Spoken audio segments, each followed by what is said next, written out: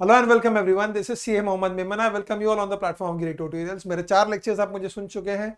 आपके first topic introduction to book keeping accountancy के 4 lectures आप मुझे सुन चुके हैं। इन केस आपने मुझे नहीं सुना है तो प्लीज़ आप लोग मेरे पुराने 4 लेक्चर्स सुनेंगे और फिर आज का लेक्चर सुनेंगे। वैसे आज के लेक्चर के लिए पहले 4 लेक्चर्स की ज़रूरत नहीं है। आज हम क्या पढ़ने वाले हैं? आज हम एक बहुत ही इंपॉर्टेंट टॉपिक पढ़ने वाले हैं। बहुत ही इंपॉर्टेंट एक फर्स्ट टॉपिक का पार्ट पढ़ने वाले हैं। ठीक है, जैसे हर सब्जेक्ट का अपना एक कुछ टर्म्स होता है। जैसे आप साइंस की स्टडी करोगे तो उसमें कुछ टर्म्स होंगे। टर्म्स मतलब कुछ टर्मिनोलॉजीज, कुछ ऐसे शब्द जो यूज होंगे और हमारे समझ में आने चाहिए। तो कई बार देखो इंजीनियर लोग बात करेंगे तो हमारे समझ में नहीं आता, कई बार डॉक्टर्स बात करेंगे हमारे समझ में नहीं आता। उसी तरह कई बार हम कॉमर्स के लोग बात करते हैं ना तो बाकी लोगों को समझ में नहीं आता है। कई बार कॉमर्स के लोगों को भी कॉमर्स की चीजें समझ में नहीं आती है। इंटरेस्टिंग है, ठीक है। ऐसा क्यों है? Because if we are studying a particular subject or if we are pursuing career in some particular stream, I can say we need to understand the terms related to that stream. उस stream के related, उस aspect के related कुछ terms होते हैं, हमें वो समझने जरूरी होता है। तो accounts के भी related कुछ terms है और ये समझने बहुत जरूरी है। ये लाइफ टाइम, जब तक आप कॉमर्स की स्टडी करोगे, कॉमर्स में जॉब करोगे, ठीक है, आप बिजनेस करोगे, जब भी आप कुछ करोगे ऐसा कुछ है जो अकाउंट्स के रिलेटेड है तो ये टर्म्स आपको पता होने चाहिए। ठीक है, तो हम लोग आज एक बहुत इंपॉर्टेंट लेक्चर डिलीवर करेंगे बेसिक अकाउंटिंग टर्मिनोलॉजीज पे ध्यान देंगे और आप लोग मुझसे मेरे साथ बने रहेंगे और ये लेक्चर पूरा सुनेंगे। थोड़ा सा बड़ा लेक्चर होगा क्योंकि मैंने सारे अकाउंटिंग टर्म्स कवर अप किए हैं। मैं सोच रहा था कि इसको मैं 2 पार्ट्स में कवर अप करूं, बट मुझे थोड़ा सा वक्त कम मिल रहा है और मैं ज्यादा लेक्चर्स डिलीवर नहीं कर रहा, तो पूरा एक ही लेक्चर मैं आज डिलीवर करूंगा। आप पूरा लेक्चर सुनेंगे, सारे टर्म्स को अच्छे से सुनेंगे, मार्क्स के एस्पेक्ट से नहीं, अंडरस्टैंडिंग के एस्पेक्ट से भी। ये टॉपिक, ये कंसेप्ट और यह आज का लेक्चर आपके लिए बहुत मायने रखेगा क्योंकि आपको कॉमर्स के टर्म्स समझ में आएंगे। हम लोग शुरू करते हैं। देखो, ठीक है, हमारा आज का टॉपिक है बेसिक अकाउंटिंग टर्मिनोलॉजीज। ओके, इसमें हम सबसे पहले पढ़ेंगे ट्रांजैक्शंस। हमारा कंसेप्ट है टाइप्स ऑफ ट्रांजैक्शंस, लेकिन सबसे पहले हम समझेंगे transactions. What do we mean by transaction? Transaction किसे बोलते हैं बेटा? ठीक है, किसी भी बिजनेस के व्यवहार को, किसी भी बिजनेस के लेन देन को, किसी भी बिजनेस के काम को जिसमें कुछ हमने बिजनेस का काम किया है या बिजनेस का कुछ लेन देन हुआ है, उसे हम ट्रांजैक्शन बोलेंगे। एग्जाम्पल, मैंने किसी से माल खरीदा, ट्रांजैक्शन। मैंने किसी को माल बेचा, ट्रांजैक्शन। मुझे किसी से पैसा आया, ट्रांजैक्शन। मैंने किसी को पैसा दिया, ट्रांजैक्शन। कमाई हुई, ट्रांजैक्शन। खर्चा हुआ, ट्रांजैक्शन। तो बिजनेस में हम जितना भी लेन देन करते हैं, जितना व्यवहार करते हैं, जितना हम ट्रांजैक्ट करते हैं, हम बोलते हैं ट्रांजैक्शंस। अब इन ट्रांजैक्शंस को हम लोग बांटेंगे बेटा। आज हम पढ़ेंगे टाइप्स ऑफ ट्रांजैक्शंस। ठीक है, तो ट्रांजैक्शन बेसिकली 2 टाइप के होते हैं, monetary transactions and non monetary transactions. बहुत आसान है, नाम सुन के ही समझ में आता है। ऐसे ट्रांजैक्शंस जिनमें पैसा इन्वॉल्व होता है, ऐसे ट्रांजैक्शन जिसमें पैसा इन्वॉल्व होता है उसे हम बोलते हैं मॉनेटरी ट्रांजैक्शन। और ऐसे ट्रांजैक्शन जिसमें पैसा इन्वॉल्व नहीं होता उसे हम बोलते हैं non monetary transaction. I hope आपके समझ में आ रहा है बेटा। ठीक है, जिस ट्रांजैक्शन में पैसा इन्वॉल्व होता है, जिस ट्रांजैक्शन में मनी इन्वॉल्व होता है उसे हम बोलते हैं मॉनेटरी ट्रांजैक्शन, और जिस ट्रांजैक्शन में पैसा इन्वॉल्व नहीं होता उसे हम बोलते हैं नॉन मॉनेटरी ट्रांजैक्शन। अब मॉनेटरी ट्रांजैक्शन में 2 तरह के ट्रांजैक्शन आते हैं, कैश ट्रांजैक्शन, क्रेडिट ट्रांजैक्शन। ये क्या है बेटा? कैश ट्रांजैक्शन मतलब क्या? हमने माल दिया, पैसा लिया।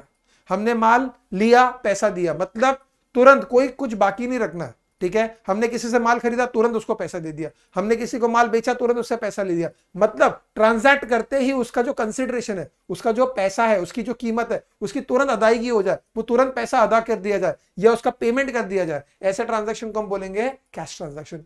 और जिस ट्रांजैक्शन में ट्रांजैक्शन होता है लेकिन उसका कंसिडरेशन, उसका पेमेंट, उसकी कीमत बाद में चुकाई जाएगी, ऐसे ट्रांजैक्शन को हम बोलते हैं क्रेडिट ट्रांजैक्शन। मतलब मैंने किसी से माल खरीदा, ठीक है, लेकिन उसको पैसा नहीं दिया, it is a credit transaction. मैंने किसी को माल बेचा, उसको पैसा नहीं दिया, उसने मुझे पैसा नहीं दिया, उसे हम बोलेंगे क्रेडिट ट्रांजैक्शन। मतलब अगर कोई ट्रांजैक्शन होता है और उसकी कीमत का तुरंत पेमेंट होता है, तुरंत उसका लेन देन होता है, तो उसे हम बोलते हैं कैश ट्रांजैक्शन।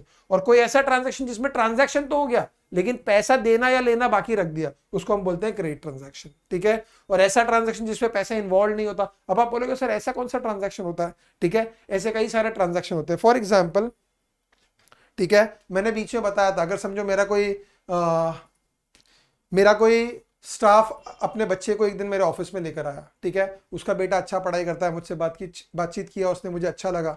ठीक है, अब मैं किताबें पढ़ने का शौक रखता हूँ। फॉर एग्जाम्पल वैसे नहीं रखता हूँ, बट अगर मैं किताबें पढ़ने का शौक रखता हूँ, मैं कोई अच्छी किताब पढ़ रहा हूँ और मेरे कोई स्टाफ का बच्चा आ गया, मुझे उससे बात करके अच्छा लगा, खुशी हुई, मुझे उसको कुछ देना था, गिफ्ट नहीं था, तो मैंने उसको किताब उठा के दे दी, ठीक है, ये एक नॉन मॉनेटरी ट्रांजैक्शन है, इसमें पैसे का लेन देन नहीं है, it was out of pure love, ठीक है, उस बच्चे पे मुझे प्यार आया, मुझे अच्छा लगा वो बच्चा, मैंने उसको बुक दे दी, ये प्योरली नॉन मॉनेटरी ट्रांजैक्शन है। नॉन मॉनेटरी ट्रांजैक्शन को हम बुक्स में रिकॉर्ड करते नहीं है। अब नॉन मॉनेटरी ट्रांजैक्शन में कैसे ट्रांजैक्शन आते हैं, ठीक है, वो मैंने आपको एक एग्जांपल दिया कि बिजनेस के बाहर का। अब बिजनेस का भी अगर हम देखेंगे तो पुराने जमाने में बार्टर ट्रांजैक्शंस होते थे, मतलब फॉर एग्जांपल मेरे पास ये प्रेजेंटर है, मेरे पास क्या है, प्रेजेंटर है, मुझे चाहिए किसी से घड़ी फॉर एग्जांपल, या मुझे चाहिए फॉर एग्जांपल रुमाल, मुझे किसी से चाहिए एक रुमाल, आई वांट अ हैंकरचीफ। अब किसी बंदे का हैंकरचीफ है और मेरे पास प्रेजेंटर है, उसे हैंकरचीफ देके प्रेजेंटर चाहिए और मुझे प्रेजेंटर देकर हैंकरचीफ चाहिए, तो हम दोनों क्या करेंगे, ट्रांजैक्शंस को एक्सचेंज करेंगे। तो पुराने जमाने में ऐसा होता था, ठीक है, जहां पे गुड्स और services were exchange for goods और सर्विसेज, जिसमें पैसे का कोई इन्वॉल्वमेंट नहीं होता था, ऐसे ट्रांजैक्शंस को हम लोग बोलते थे बार्टर ट्रांजैक्शंस। समझ में आ रहा बेटा? इन शॉर्ट, बिजनेस के जो ट्रांजैक्शंस होते हैं वो मॉनेटरी होते हैं या नॉन मॉनेटरी होते हैं। जिस ट्रांजैक्शन में पैसे का इन्वॉल्वमेंट होगा उसे हम बोलेंगे मॉनेटरी ट्रांजैक्शन, जिसमें पैसे का इन्वॉल्वमेंट नहीं होगा उसे हम बोलेंगे non monetary transaction. Monetary transaction में अगर ट्रांजैक्शन में कैश का इन्वॉल्वमेंट है, मतलब ट्रांजैक्शन किया और तुरंत उसका कैश लेना देना हुआ, तो उसको बोलेंगे कैश ट्रांजैक्शन। अगर ट्रांजैक्शन हुआ लेकिन उसकी जो कीमत है वो लेना या देना बाकी रह गई, तो उसे हम बोलेंगे क्रेडिट ट्रांजैक्शन। और नॉन मॉनेटरी में बार्टर ट्रांजैक्शन, जहां पे ट्रांजैक्शन होता है लेकिन गुड्स के बदले गुड्स या सर्विसेज के बदले सर्विसेज एक्सचेंज होते हैं, उसमें पैसे का इन्वॉल्वमेंट नहीं होता, उसे हम बोलते हैं बार्टर ट्रांजैक्शन। समझ में आया? तो ये बहुत आसान है बेटा, आपके समझ में आ जाएगा। Okay, next. अब एंट्री क्या होता है, एंट्री किसको बोलते हैं? आपको याद है बेटा, मैंने मेरे पिछले 4 लेक्चर्स में बोला है, सबसे पहले लेक्चर है तो पूरा टाइम मैंने एक ही बात बोली कि अगर आप बिजनेस करते हो तो आपको रिकॉर्ड मेंटेन करना जरूरी है।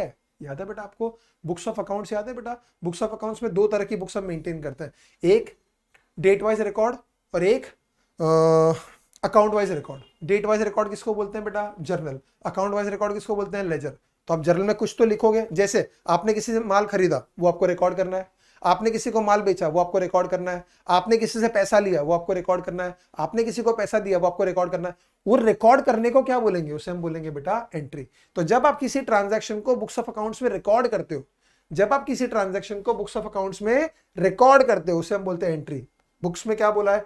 Recording of a business transaction in the proper form और method in the books of accounts is called an entry. देखो बेटा, बुक्स में बहुत कुछ लिखा हुआ होता है, आपको एग्जाम में भी लिखना वैसे ही है, लेकिन समझना बहुत इंपॉर्टेंट होता है। तो चीजों को पहले कंसेप्चुअली समझो और जनरल अंडरस्टैंडिंग से समझने का। इन शॉर्ट, अगर आप बिजनेस करते हो तो आपको रिकॉर्ड्स मेंटेन करना है, और रिकॉर्ड्स मेंटेन करना है तो आप ट्रांजैक्शन को रिकॉर्ड करोगे बुक्स ऑफ अकाउंट्स में, उसी को हम बोलते हैं एंट्री।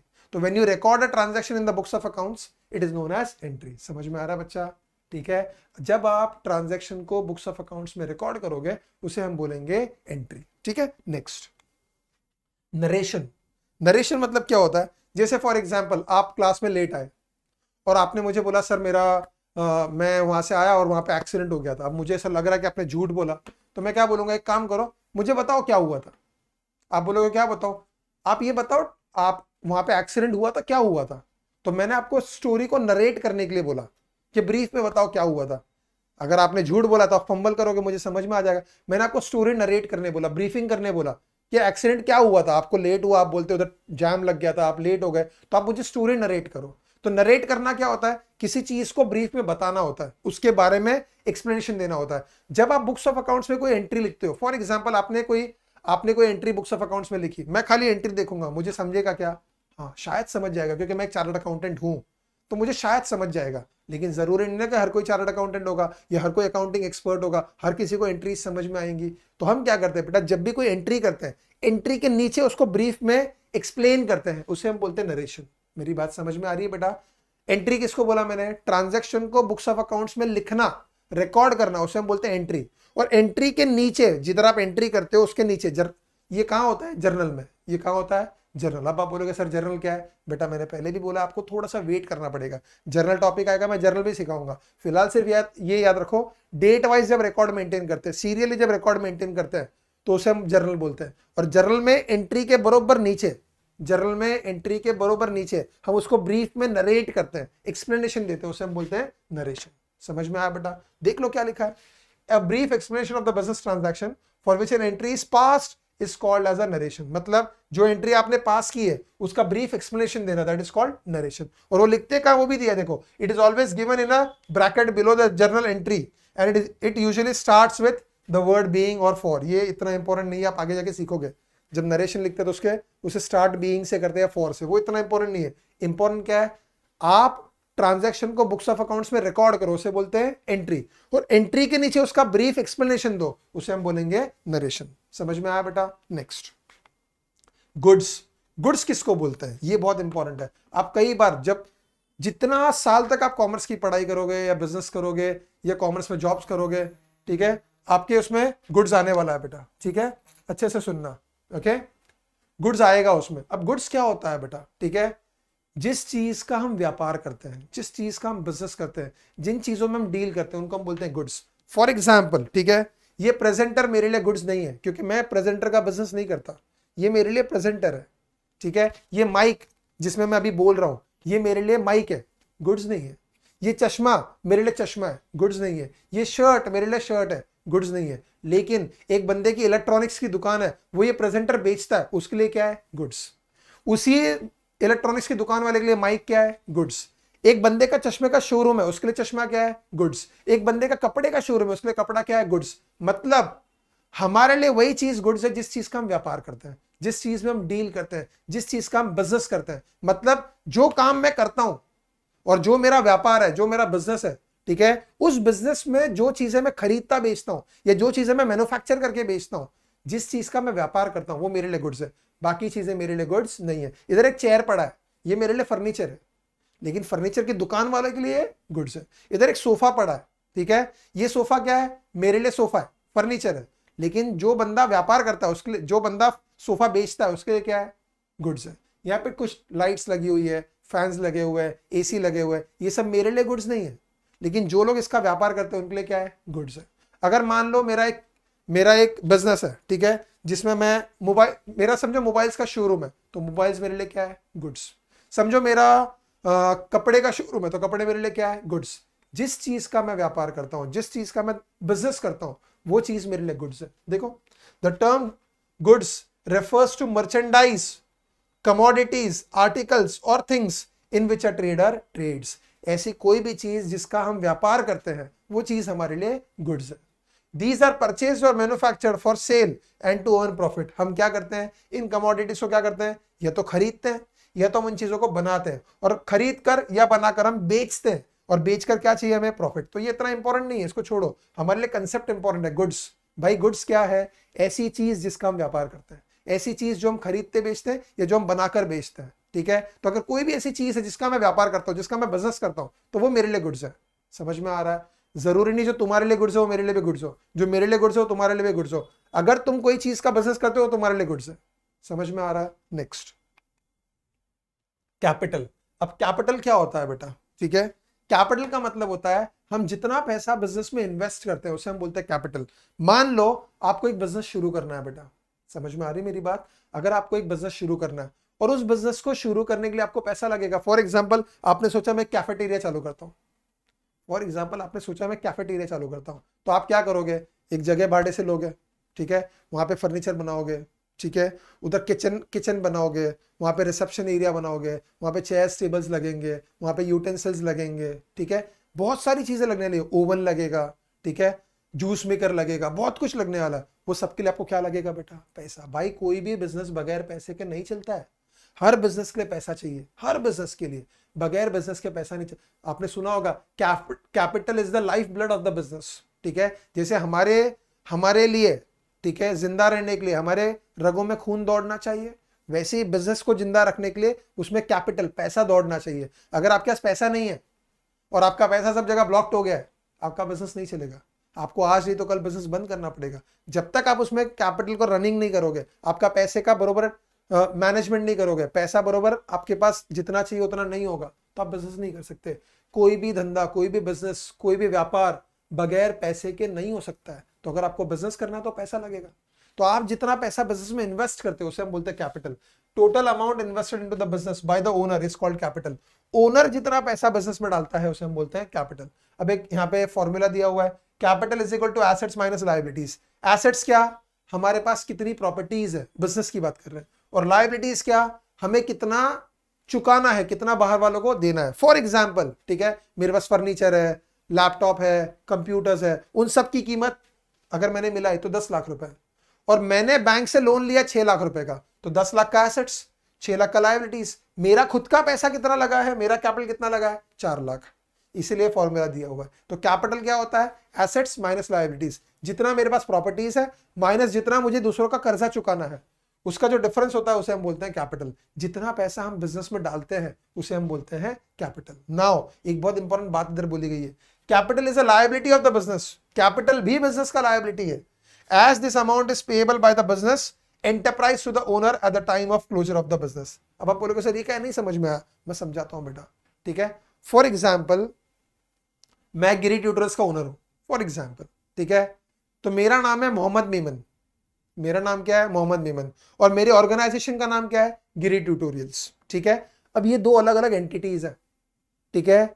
आप बोलोगे सर ये तो एक ही है, आप ही गिरी ट्यूटोरियल्स के मालिक हो, और गिरी ट्यूटोरियल्स बोलेगा और मोहम्मद मेमन बोलेगा तो एक ही है। नहीं, आपके लिए एक होगा, ठीक है, आपके लिए एक होगा, लेकिन अकाउंटिंग पॉइंट ऑफ व्यू से ये एक नहीं है, अकाउंटिंग पॉइंट ऑफ व्यू से ये एक नहीं है, ठीक है। अब आप बोलोगे ऐसे कैसे, ठीक है, अकाउंटिंग पॉइंट ऑफ व्यू से मोहम्मद मेमन अलग है और गिरी ट्यूटोरियल्स अलग है, समझ में आ रहा है। आप बोलोगे ऐसे कैसे, आगे जाके आप एक कंसेप्ट पढ़ोगे जिसे हम बोलेंगे एंटिटी कंसेप्ट, जिसको हम बोलेंगे एंटिटी कंसेप्ट। एंटिटी कंसेप्ट ये बोलता है बिजनेस अलग है और बिजनेसमैन अलग है, मतलब मोहम्मद मेमन अलग है, गिरी ट्यूटोरियल्स अलग है।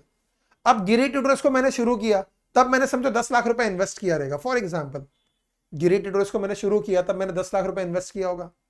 20-25 साल तक मैंने गिरी ट्यूटोरियल्स चलाया, उसमें मैं पैसा कमाता गया, 10 लाख रुपए मैंने डाला था, ठीक है, और 90 लाख रुपए का प्रॉफिट हो गया, और मैंने गिरी ट्यूटोरियल्स बंद करने का सोचा। तो जिस दिन मैं गिरी ट्यूटोरियल्स बंद करूंगा उस दिन गिरी ट्यूटोरियल्स मुझे 1 करोड़ रुपए रिटर्न करेगा, मतलब मैंने जो 10 लाख रुपए डाला था वो प्लस जो 90 लाख का प्रॉफिट है वो भी। तो हम जो पैसा बिजनेस में डालते हैं वो पैसा बिजनेस ने हमको रिटर्न करना है।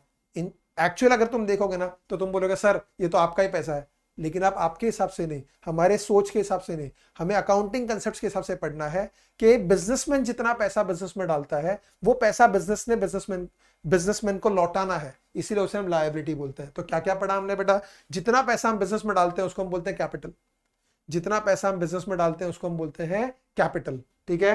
और कैपिटल का फॉर्मूला क्या है, एसेट्स माइनस लायबिलिटीज, और कैपिटल भी बिजनेस के लिए क्या है, लायबिलिटी। क्यों, जितना पैसा बिजनेस में डालता है वो पैसा बिजनेस के लिए लायबिलिटी है, वो पैसा बिजनेस ने बिजनेसमैन को कभी ना कभी जिस दिन बिजनेस बंद होगा उस दिन रीपे करना है, चुकाना है। नेक्स्ट, ड्रॉइंग्स, ठीक है। अब आपने मुझसे थोड़ी देर पहले ये सुना कि बिजनेसमैन बिजनेस में पैसा डालता है, उसी तरह बिजनेसमैन बिजनेस से पैसा निकालता भी है। जैसे मैंने मेरा सीए फर्म चालू किया तो मैंने उसके लिए ऑफिस लिया, फर्नीचर बनाया, ठीक है, तो मैंने पैसा इन्वेस्ट किया। अब मैं सीए फर्म में पैसा कमाता हूँ, क्लाइंट्स पैसा देकर जाते हैं जब मैं उनके रिटर्न्स फाइल करता हूँ, ऑडिटिंग करता हूँ, ठीक है। तो कई सारे मेरे फंक्शंस हैं, मतलब बहुत सारे काम के लिए लोग मेरे पास आते हैं, चार्टर्ड अकाउंटेंट हूं मैं, तो मेरे पास लोग आते हैं, तो उनके आने पर मैं उनके काम करता हूं, उनको सर्विसेज देता हूं, वो मुझे पैसे देते हैं, बराबर है। अब वो पैसा किसका है, मेरे सीए फर्म का है, लेकिन मुझे कभी जरूरत है, जैसे फॉर एग्जाम्पल मुझे डिनर पे जाना है, मुझे कपड़े खरीदने हैं, मुझे जूते खरीदने हैं, मुझे चश्मा बनवाना है, ठीक है, या मुझे कुछ और खर्चा करना है, मुझे पैसे की जरूरत है, मैं पैसा किसी और से थोड़ी लूंगा, मैं अपने ही बिजनेस में से पैसा विड्रॉ करूंगा, निकालूंगा। तो जब पैसा हम बिजनेस में डालते हैं उसे हम बोलते हैं कैपिटल, और जब हम बिजनेस में से पैसा पर्सनल यूज के लिए निकालते हैं उसे हम बोलते हैं ड्रॉइंग्स। तो अगर मैं अपने बिजनेस में से पैसा निकालूंगा वो भी ड्रॉइंग्स है, और अगर मैं अपने बिजनेस में से गुड्स निकालूंगा, ऐसा भी होता है। फॉर एग्जाम्पल समझो मेरी किराना की दुकान है, मैं एक किराना की दुकान चलाता हूँ, ठीक है, उसमें गेहूं चावल शक्कर सब बेचता हूँ। अब समझो मेरे घर से फोन आ गया, मेरी वाइफ ने मुझे फोन कर दिया कि आते एक 5 किलो शक्कर लेके आना, तो मैं शक्कर बाजू वाले की दुकान से खरीदूंगा नहीं, अपनी दुकान से ले जाऊंगा। तो मैं अपनी दुकान से अपने पर्सनल यूज के लिए गुड्स लेकर गया, तो वो भी ड्रॉइंग्स है। मतलब अगर मैं अपने बिजनेस में से कैश विड्रॉ करूं वो भी ड्रॉइंग्स है, अगर मैं अपने बिजनेस में से गुड्स विड्रॉ करूं वो भी ड्रॉइंग्स है। तो गुड्स विड्रॉ करो तो ड्रॉइंग्स, कैश विड्रॉ करो तो ड्रॉइंग्स, मतलब बिजनेस से कुछ निकालो पर्सनल यूज के लिए तो ड्रॉइंग्स, और बिजनेस में पैसा डालो तो उसे हम बोलते हैं कैपिटल। समझ में आया बेटा। Next, debtors. अब डेटर्स कौन होते हैं, ठीक है, ऐसे कस्टमर्स जिनको हमने उधार माल बेचा है और उनसे पैसा हमने लेना बाकी है। मतलब अगर समझो आप मेरे पास आए, ठीक है, मेरा कोई भी एक बिजनेस है, आप मेरे पास आए, आपने मुझसे माल खरीदा, पैसा दिया, खत्म बात, मुझे आपसे कोई लेना देना नहीं है। मतलब आपने मुझसे माल लिया और आपने मुझे पैसा दिया, बात खत्म, ट्रांजैक्शन सेटल हो गया। लेकिन अगर मैं आपको जानता हूं, आप कई सालों से मुझसे माल खरीदते हैं, आप मेरे पास आए, आपने मुझसे 20,000 का माल लिया, बोला मोहम्मद पैसे बाद में देता हूं, बोला ठीक है कोई बात नहीं, क्योंकि मैं आपको जानता हूं, अब मेरा आपसे लेना देना है। क्यों? मेरा और आपका हिसाब किताब बाकी है, आपने मुझसे माल खरीदा है, अब आपने मुझे पैसा देना बाकी है, तो आप मेरे डेटर हो। तो ऐसा कस्टमर जिसे हम माल उधार बेचते हैं और उससे पैसा लेना बाकी है, उसे हम बोलते हैं डेटर्स। देखो, a person who has to pay to the business, who has to pay to the business, वो हमको पे करेगा for getting goods and services on credit is known as debtor. मतलब अगर कोई हमारा कस्टमर है और उसने हमसे, ये टेक्स्ट बुक में लिखा हुआ है, टेक्स्ट बुक के वर्ड्स है, आप अपने वर्ड्स में भी लिख सकते हो, कोई हार्ड एंड फास्ट रूल नहीं है कि आपको टेक्स्ट बुक का ही वर्ड्स लिखना है, ठीक है। अगर आप कंसेप्ट सही तरह से एक्सप्लेन करोगे आपको मार्क्स मिलेंगे। तो डेटर मतलब क्या होता है? एक ऐसा कस्टमर जिसे हम माल उधार बेचते हैं और जिससे हमें पैसा लेना बाकी है, उनको हम बोलते हैं बेटा debtors. A debtor is a person who owes money to the business, उसने हमें पैसा देना बाकी है। तो अगर कोई भी हमारा कस्टमर है जिसने हमसे माल उधार खरीदा है और हमें उससे पैसे लेने बाकी है, तो उसे हम बोलेंगे डेटर्स। इन शॉर्ट याद रखो, कस्टमर्स, ऐसे कस्टमर्स जिनको हमने माल उधार बेचा है और हमें उनसे पैसा लेना बाकी है। नेक्स्ट, क्रेडिटर्स, उसी का एग्जैक्टली उल्टा। जैसे हम माल उधार बेचते हैं तो हम कभी कभी माल उधार खरीदते भी हैं। तो अगर कोई सप्लायर है जिसने मुझे माल सप्लाई किया है, जिसने मुझे माल बेचा है, मैंने किसी से माल खरीदा है और मैंने उससे उधार माल खरीदा है, मुझे उसको पैसा देना बाकी है, तो उनको हम बोलेंगे क्रेडिटर्स। तो पिछला स्लाइड देखो, अगर हमने माल उधार बेचा है और पैसा लेना बाकी है तो डेटर्स, और अगर हमने माल उधार खरीदा है और पैसा देना बाकी है तो उसे हम बोलेंगे क्रेडिटर्स। तो डेटर्स कौन? ऐसे कस्टमर्स जिनसे पैसा लेना बाकी है, और क्रेडिटर्स कौन? ऐसे सप्लायर्स जिनको हमने पैसा देना बाकी है। समझ में आ रहा बेटा? नेक्स्ट, बैड डेट्स, ठीक है, ये बहुत इंटरेस्टिंग है और बहुत लोग इसको बैड डेप्ट्स पढ़ते हैं। डेप्ट्स नहीं होता है, इसमें बी साइलेंट है, इसमें बी साइलेंट है। आप बोलोगे डेट्स, सोचो ही मत कि बी है, DETS, डेट्स। तो बैड डेट्स, बैड डेट्स क्या होता है? कई बार हमारे कस्टमर हमारा पैसा डुबा देते हैं। मतलब मेरा कोई कस्टमर है, उसने मुझसे माल उधार खरीदा, 20,000 का माल उधार लिया, ठीक है, पहले 5,000 देके गया, फिर 5,000 देके गया, फिर 5,000 देके गया, 15,000 आ गया, फिर 3,000 दिया। मैंने बोला भाई 5,000 दे दे, 20,000 पूरा कर दे। बोला देता हूं। वो 2,000 उसने बाकी रखा, मैं मांगता रहा, वो बोलता देता हूं देता हूं देता हूं देता हूं। एक दिन बोल दिया नहीं देता, जा, नहीं दूंगा तेरे को केस करने का कर, तेरे को पैसा नहीं देता। या वो यहां से एरिया छोड़ के चला गया, या घर बार छोड़ के चला गया, कोई भी रीजन है, मुझे समझ में आ गया अब मुझे पैसा मिलने वाला नहीं है, मेरा पैसा डूब गया। ऐसा पैसा जो रिकवरेबल नहीं है, इररिकवरेबल, तो मेरे डेटर्स से या मेरे कस्टमर्स से जिनसे मुझे पैसा लेना बाकी है, ऐसा पैसा अगर डूब जाए तो उसे हम बोलते हैं बेटा bad debts, and it is a loss to the business. ये हमारा नुकसान है। क्यों? ये पैसा हमने माल बेचा था, हमने उधार दिया था, वो पैसा हमें मिलना चाहिए था, ठीक है, और हम उम्मीद भी करते कि मिलेगा, लेकिन वो पैसा मिला नहीं, पैसा डूब गया, तो वो हमारे लिए लॉस है बेटा। पॉइंट समझा बच्चा? नेक्स्ट, एक्सपेंडिचर, ठीक है। अब एक्सपेंडिचर क्या होता है बेटा? एक्सपेंडिचर का मतलब खर्चा। एक्सपेंडिचर का मतलब खर्चा, मतलब हमने किसी भी चीज पे खर्च किया, हमने किसी भी चीज पे खर्च किया, हमने पैसे खर्च किए, उसको हम बोलेंगे expenditure. An amount spend by the business for any consideration received by business is called expenditure. किसी भी चीज के बदले में हम पैसा दें, मतलब मैंने फर्नीचर खरीदा, उसके लिए पैसा दिया, एक्सपेंडिचर। मैंने सिस्टम खरीदा, उसके लिए पैसा दिया, एक्सपेंडिचर। मैंने लाइट्स खरीदे, पैसा दिया, एक्सपेंडिचर। मैंने AC खरीदा, पैसा दिया, एक्सपेंडिचर। मैंने किसी से एडवर्टाइजिंग की सर्विसेज ली, पैसा दिया, एक्सपेंडिचर। मैंने मेरे स्टाफ से सर्विसेज ली, उनको जॉब पे रखा, उनसे काम करवाया, उनको पैसा दिया, सैलरीज दिया, एक्सपेंडिचर। आपके समझ में आ रहा है? ठीक है, मैं यहां से दिल्ली गया, ठीक है, बिजनेस के काम से, तो मैंने यहां से मुंबई के लिए समझो अपना कैब बुक किया, उसका पैसा दिया, एक्सपेंडिचर। मुंबई से दिल्ली की फ्लाइट बुक की, उसके लिए पैसा दिया, एक्सपेंडिचर। कोई भी बिजनेस का खर्चा हो, हम बिजनेस में कोई भी खर्चा करें, उसे हम बोलेंगे एक्सपेंडिचर। पॉइंट समझ में आया? तो किसी भी चीज के लिए, ठीक है, जब हम बिजनेस में कुछ लेते हैं किसी से, उनसे गुड्स लें, सर्विसेज लें, फर्नीचर लें, फिक्स एसेट्स, किसी भी चीज के लिए जब हम पैसा देते हैं उसे हम बोलते हैं एक्सपेंडिचर।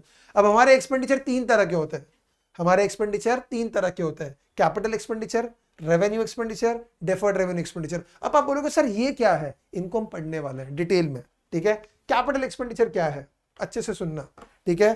कैपिटल एक्सपेंडिचर उसे बोलते हैं जब हम कोई फिक्स एसेट खरीदते हैं या फिक्स एसेट्स की लाइफ को बढ़ाते हैं, उसे हम बोलते हैं कैपिटल एक्सपेंडिचर। एग्जांपल सुनना, ठीक है। मैंने बिजनेस चालू किया, नया फर्नीचर बनाया, ये क्या है? Capital expenditure. मैंने नया मशीनरी खरीदा, कैपिटल एक्सपेंडिचर। समझ में आ रहा है? मैंने नया लैपटॉप खरीदा, कैपिटल एक्सपेंडिचर। मैंने नया कंप्यूटर खरीदा, कैपिटल एक्सपेंडिचर। मैंने नया प्रिंटर खरीदा, कैपिटल एक्सपेंडिचर। मैंने नया एसी खरीदा, कैपिटल एक्सपेंडिचर। मैं जितने फिक्स एसेट्स समझते हैं आपको, ठीक है, ऐसे एसेट्स जिनकी लाइफ कई सालों तक की होती है, वो कई साल तक टिकते हैं, उनको हम बोलते हैं फिक्स एसेट्स। तो जब हम फिक्स एसेट्स को खरीदते हैं, तो फिक्स एसेट्स को खरीदने के लिए जो पैसा लगता है उसे हम बोलते हैं कैपिटल एक्सपेंडिचर। देखो, this expenditure is incurred to acquire fix assets. Acquire करना मतलब खरीदना, और to increase the value of fix assets. और एक एग्जांपल ले लो, ठीक है। फॉर एग्जांपल, अगर मेरे पास में शेड बनाया हुआ है, मेरी एक फैक्ट्री है, शेड बनाया हुआ है, बराबर है। तो जब मैंने शेड खरीदा था, उसका खर्चा क्या था? Capital expenditure. अब शेड समझो 10 साल पुराना हो गया, शेड क्या हो गया? 10 साल पुराना। अब हमारे जो इंजीनियर लोग हैं उधर जो काम करते हैं, उसमें से एक इंजीनियर ने सजेस्ट किया, सर एक काम करो, ठीक है, शेड बहुत पुराना हो गया है, कभी भी गिर सकता है, ठीक है, तो इसको थोड़ी सी और मजबूती करा लेते हैं, इसमें थोड़े और पिलर्स लगा दो लोखंड के, प्लस इसमें से वाटर लीकेज भी हो सकता है, तो ऊपर वाटर प्रूफिंग कर दो, तो इसकी लाइफ बढ़ जाएगी। तो शेड तो वही है, मैंने सिर्फ कुछ और पिलर्स लगा दिए और उस पर वाटर प्रूफिंग कर दिया, ये भी कैपिटल एक्सपेंडिचर है। नया फिक्स एसेट खरीदो, कैपिटल एक्सपेंडिचर, और एग्जिस्टिंग फिक्स एसेट्स के ऊपर खर्चा करो, और वो ऐसा खर्चा करो जिससे उसकी लाइफ इंप्रूव हो जाए, तो उसे हम बोलते हैं कैपिटल एक्सपेंडिचर। आपके समझ में आया? अगर आपने कोई फिक्स एसेट खरीदा, तो उसे हम क्या बोलेंगे बेटा? Capital expenditure. और फिक्स एसेट, जो एग्जिस्टिंग फिक्स एसेट है, उसके ऊपर कोई खर्चा किया ताकि आपके फिक्स एसेट्स की लाइफ बढ़ जाए, तो उसे भी हम क्या बोलेंगे? Capital expenditure. ध्यान देना, it gives the benefit for a long period of time and it is non recurring in nature. ये ऐसा खर्चा है जिसका फायदा हमें कई सालों तक मिलेगा, ठीक है। आपने एक लैपटॉप खरीद लिया, कई साल तक यूज करोगे। एक एसी खरीद लिया, कई साल तक यूज करोगे। एक मशीनरी खरीद लिया, कई साल तक। फिक्स एसेट्स का जो खर्चा होता है, कैपिटल एक्सपेंडिचर जो होता है, वो उसका बेनिफिट हमें कई सालों तक मिलता है, ठीक है। और ये नॉन रिकरिंग होता है। नॉन रिकरिंग मतलब क्या बेटा? ऐसा खर्चा जो बार बार नहीं होता, रिपीट नहीं होता, रिकर नहीं होता है, ठीक है। आपने बेटा एक मशीनरी खरीद लिया, तो आप बार बार मशीन, हाँ, अगर आपको बिजनेस बड़ा करना है, एक्सपैंड करना है, तब आप नई मशीन खरीदोगे। लेकिन ऐसा तो नहीं ना, मशीन खरीदा, एक साल वापरा फेंक दिया, नया मशीन लिया। लैपटॉप लिया, एक साल वापरा फेंक दिया, फिर से लैपटॉप लिया। नहीं, ये एक्सपेंडिचर रिकरिंग नहीं होता, बार बार नहीं होता, रिपीट नहीं होता है, तो इसका बेनिफिट कई सालों तक मिलता है और ये रिकरिंग नहीं होता है। समझ में आ रहा है? Next, revenue expenditure. हम लोग क्या पढ़ रहे हैं बेटा? ध्यान देना, ये स्लाइड आपको याद होगा। एक्सपेंडिचर का मतलब खर्चा, और खर्चे 3 किस्म के होते हैं, 3 टाइप्स के होते हैं: capital expenditure, revenue expenditure, deferred revenue expenditure. इसमें सबसे पहले कैपिटल एक्सपेंडिचर पढ़ा हमने, ऐसा खर्चा जो हम फिक्स एसेट्स खरीदने पे करते हैं या fix assets, existing fix assets की लाइफ बढ़ाने के लिए करते हैं, उसे हम बोलते हैं कैपिटल एक्सपेंडिचर। अब हम बात करेंगे रेवेन्यू एक्सपेंडिचर, ठीक है। रेवेन्यू एक्सपेंडिचर क्या? ठीक है, ऐसा खर्चा जो हम डे टू डे बिजनेस में करते हैं, और ये हमारा रूटीन खर्चा है और ये करना ही पड़ता है। एग्जाम्पल, आप लाइट बिल भरते हो, रेवेन्यू एक्सपेंडिचर। आप टेलीफोन बिल भरते हो, रेवेन्यू एक्सपेंडिचर। आपके इधर स्वीपर है, ठीक है, वो स्वीपिंग करता है, झाड़ू पोछा लगाता है, क्लीनिंग करता है, उसे आप पैसे देते हो, रेवेन्यू एक्सपेंडिचर, ठीक है। आपके ऑफिस में रोज कॉफी आता है, चाय आता है, रिफ्रेशमेंट का एक्सपेंसेस होता है, रेवेन्यू एक्सपेंडिचर। आपने इलेक्ट्रिसिटी बिल भरा, रेवेन्यू एक्सपेंडिचर। आपने अपना मोबाइल रिचार्ज किया, रेवेन्यू एक्सपेंडिचर। आने जाने के लिए कार लगती है, तो उसके लिए आप पेट्रोल भरवाते हो, डीजल भरवाते हो, सीएनजी भरवाते हो, उसका खर्चा लगता है, रेवेन्यू एक्सपेंडिचर। स्टाफ को सैलरीज देते हो, रेवेन्यू एक्सपेंडिचर। ऐसा हर खर्चा जो रूटीन टाइप का है और रूटीन एक्टिविटीज में, डे टू डे एक्टिविटीज में आपको खर्चा करना पड़ता है, उसे हम बोलते हैं रेवेन्यू एक्सपेंडिचर। पॉइंट समझा? मतलब आप फिक्स एसेट्स खरीदो, कैपिटल एक्सपेंडिचर। रूटीन टाइप का खर्चा करो, रेवेन्यू एक्सपेंडिचर। कैपिटल एक्सपेंडिचर आपको ऐसा बेनिफिट देता है जो जिसका मतलब कैपिटल एक्सपेंडिचर आपको कई सालों तक बेनिफिट देता है, रेवेन्यू एक्सपेंडिचर आपको कई साल तक बेनिफिट नहीं देता है, शॉर्ट टर्म के लिए। एग्जांपल, आपने 1 महीने का लाइट बिल भरा, तो एमएसएबी डिपार्टमेंट आपको क्या बोलेगा? ठीक है, आपने 1 महीने का लाइट बिल भरा, अब आप 10 साल तक लाइट वापरो, हम लोग आपको बिल नहीं चार्ज करेंगे। नहीं, 1 महीने का लाइट बिल 1 महीने के लिए है, अगले महीने वापस लाइट बिल भरना। स्टाफ को आपने इस महीने की सैलरी दी, वो इस महीने की सैलरी दी, अगले महीने फिर देना है। मतलब ऐसा खर्चा जिसका बेनिफिट बहुत शॉर्ट पीरियड के लिए है और सिर्फ करंट पीरियड के लिए है, उसे हम बोलते हैं रेवेन्यू एक्सपेंडिचर। मतलब नया एसेट खरीदो तो कैपिटल एक्सपेंडिचर है, और रूटीन टाइप का खर्चा करो तो रेवेन्यू एक्सपेंडिचर है। कैपिटल एक्सपेंडिचर का बेनिफिट कई सालों तक मिलेगा, रेवेन्यू एक्सपेंडिचर का बेनिफिट आपको सिर्फ कुछ समय तक मिलेगा, ठीक है, okay. Revenue expenditure is an expenditure from which no future benefit is expected but having immediate और short term benefit may be less than 1 year. मतलब इसका बेनिफिट 1 साल से कम पीरियड के लिए मिलता है, करंट पीरियड के लिए मिलता है, कई सालों तक इसका बेनिफिट नहीं मिलता। It does not increase profit earning capacity of an organisation. ठीक है, आपने लाइट बिल भरा, इससे आपका प्रॉफिट अर्निंग कैपेसिटी नहीं बढ़ता है। आपने सैलरीज पे किया, प्रॉफिट अर्निंग कैपेसिटी नहीं बढ़ता है। आपने नया एसेट लाया, नया मशीनरी लाया, बड़ा प्लांट बनाया, बड़ा ऑफिस बनाया, ठीक है, ऑफिस को और एक्सपैंड किया, आपका प्रॉफिट अर्निंग कैपेसिटी बढ़ेगा। मतलब फिक्स एसेट्स पे जो खर्चा करोगे, कैपिटल एक्सपेंडिचर करोगे, उससे प्रॉफिट अर्निंग कैपेसिटी बढ़ता है। ये आपका रूटीन खर्चा है, इससे आपका प्रॉफिट अर्निंग कैपेसिटी नहीं बढ़ता। अब ये लाइन बहुत इंपॉर्टेंट है। These are normal day to day operating expenses of a business organisation. एक बिजनेस ऑर्गेनाइजेशन में जो रूटीन खर्चे हैं, जो डे टू डे एक्सपेंसेस है, उन रूटीन एक्सपेंसेस को, डे टू डे एक्सपेंसेस को हम बोलेंगे रेवेन्यू एक्सपेंडिचर। समझ में आया? तो आप फिक्स एसेट्स खरीदो, कैपिटल एक्सपेंडिचर, और आप डे टू डे एक्सपेंसेस करो, रेवेन्यू एक्सपेंडिचर। कैपिटल एक्सपेंडिचर का बेनिफिट कई सालों तक मिलता है, रेवेन्यू एक्सपेंडिचर का बेनिफिट 1 साल से अंदर के पीरियड के लिए मिलता है। नेक्स्ट जो है वो बहुत इंटरेस्टिंग है, दोनों को क्लब, दोनों को मिक्स करके बनाया गया है।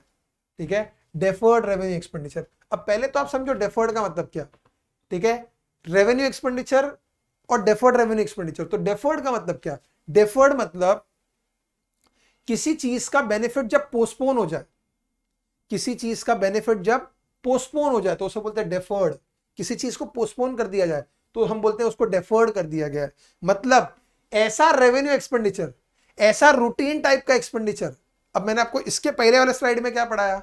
रेवेन्यू एक्सपेंडिचर क्या है? ऐसा एक्सपेंडिचर जिसका बेनिफिट 1 साल के अंदर मिलता है, शॉर्ट टर्म पीरियड में मिलता है। लेकिन कुछ खर्चे ऐसे होते हैं, कुछ रेवेन्यू एक्सपेंडिचर ऐसे होते हैं जिनका बेनिफिट कई सालों तक मिलता है। अब आप बोलोगे सर कई सालों तक बेनिफिट तो कैपिटल एक्सपेंडिचर का मिलता है, सही बात है, लेकिन कुछ रेवेन्यू एक्सपेंडिचर ऐसे होते हैं जो एक्चुअली है रेवेन्यू किस्म के, एक्चुअली है रेवेन्यू टाइप के, लेकिन उनका बेनिफिट कई सालों तक मिलता है। क्यों?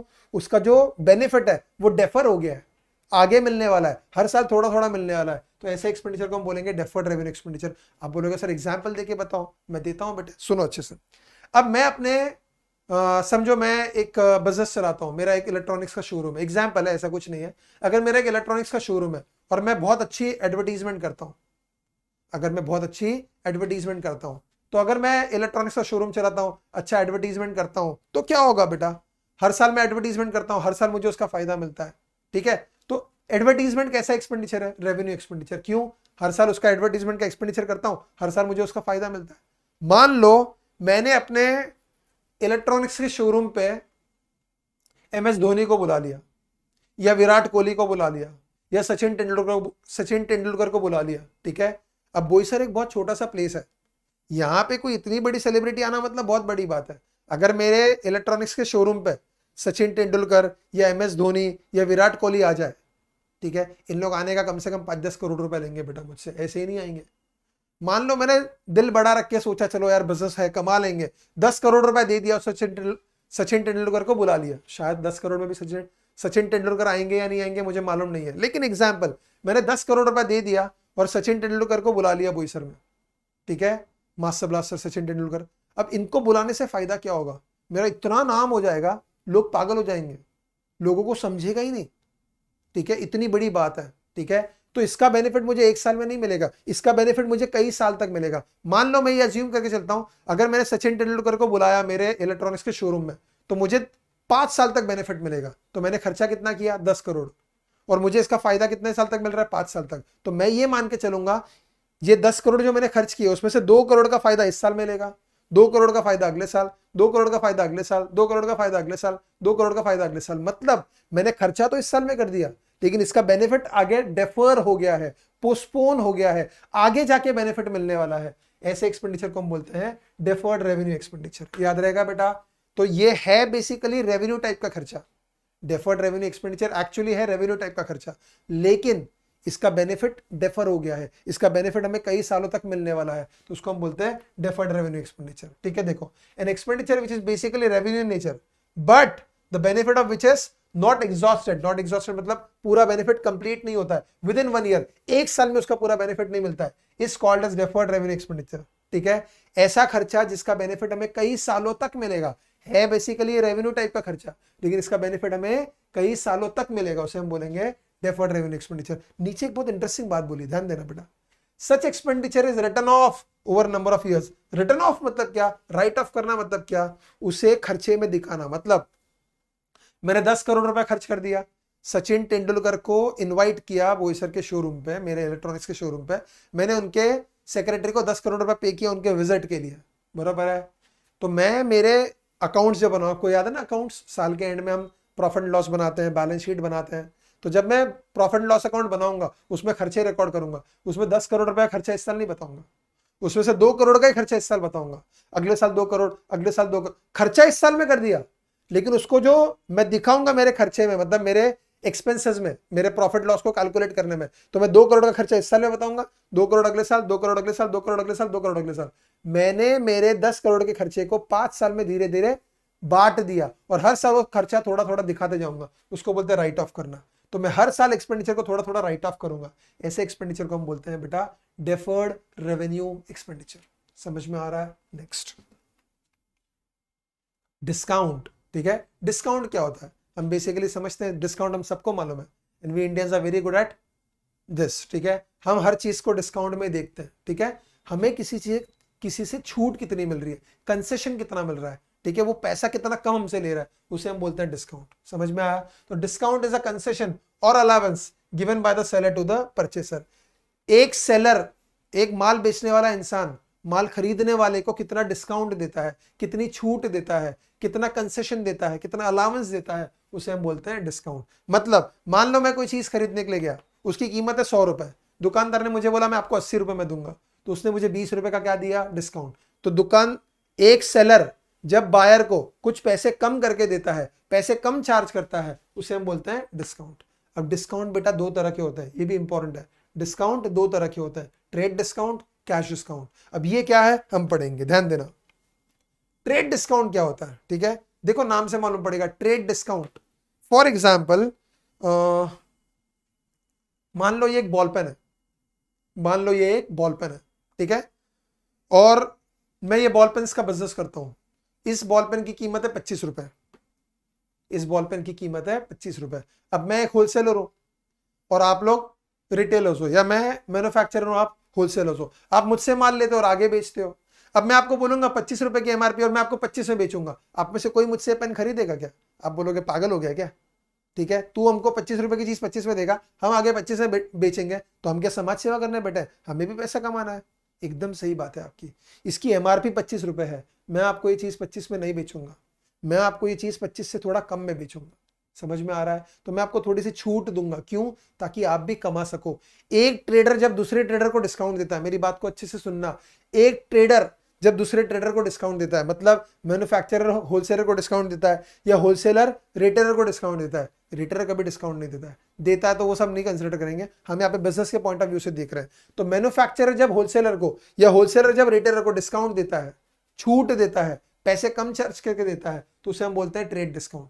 तो जब एक ट्रेडर दूसरे ट्रेडर को डिस्काउंट देता है, जब एक ट्रेडर दूसरे ट्रेडर को डिस्काउंट देता है, उसे हम बोलते हैं ट्रेड डिस्काउंट। अब it is an allowance given on the catalogue price और list price of the goods. ठीक है, मतलब लिस्ट प्राइस किसको बोलते हैं आप समझना इस बात को। कैटलॉग प्राइस, लिस्ट प्राइस, इन सबको बोलते हैं एमआरपी, मैक्सिमम रिटेल प्राइस। मतलब मैंने आपको एक्सप्लेन कर दिया, इस पेन की अगर कीमत 25 रुपए और मैं आपको इस पे 40% डिस्काउंट देता हूं, 25 रुपए का 40% आएगा 10 रुपए, तो मैं आपको बेचूंगा 15 रुपए में। एमआरपी कितने की है? 25, तो लिस्ट प्राइस 25 की है, मैं इसमें से आपको कुछ पैसे कम करके दे दूंगा, बराबर है। तो जितना पैसा कम करूंगा उसे हम लोग बोलते हैं बेटा trade discount. It is allowed at the time of purchase और सेल ऑफ गुड्स। मतलब आप मुझसे खरीद रहे हो, मैं आपको बेच रहा हूं, तो जब परचेज सेल का ट्रांजैक्शन होता है, जब गुड्स एक्सचेंज होते हैं, उस टाइम पे एक ट्रेडर दूसरे ट्रेडर को जो डिस्काउंट देता है उसको हम बोलते हैं trade discount. Trade discount does not appear in the books of account separately. अब आप बोलोगे सर ये क्या मामला है? ठीक है, अच्छे से सुनना, trade discount books of accounts में रिकॉर्ड नहीं होता। क्यों? पेन की एमआरपी कितनी है? 25 रुपए। क्या मैंने आपको पेन 25 रुपए में बेचा? क्या आप मुझे 25 रुपए देने वाले हो? क्या मुझे आपसे 25 रुपए लेने हैं? नहीं, मैं आपको 25 रुपए की पेन 15 रुपए में बेच रहा हूं, तो मैं बिलिंग कितने का करूंगा? 15 रुपए का। मेरी बात को अच्छे से सुनना, आप समझना, ठीक है। पेन की एमआरपी 25 रुपए है, लेकिन मैं आपको कितने में बेच रहा हूं? 15 रुपए में। मान लो आपने मुझसे 1000 पेन्स खरीदे, तो मैं जब आपको बिल बना के दूंगा, कोई भी दुकानदार का बिल देखना, ठीक है, वो आपको डिस्काउंट देगा ना, अगर ट्रेड डिस्काउंट की बात कर रहा हूं, आगे कैश डिस्काउंट की बात होगी, मैं ट्रेड डिस्काउंट की बात कर रहा हूं, कोई भी दुकानदार जब आपको ट्रेड डिस्काउंट देगा, ठीक है, तो वो कभी भी आपको एमआरपी का बिल नहीं बना के देता है, ठीक है, उसने जितने में आपको बेचा उतने का बिल बना के देता है। मतलब इसकी ये एक पेन 25 रुपए का है, ऐसे मैंने आपको 1000 पेन्स बेचे, ईमानदारी से देखा है तो मैंने आपको 25,000 का माल बेचा, लेकिन मैं आपको 40% डिस्काउंट दे रहा हूं। 25,000 का 40% 10,000 होता है, मैं आपको बेच रहा हूं 15,000 रुपए में। 25,000 में से 10,000 डिस्काउंट, मैं आपको बेच रहा हूं 15,000 में।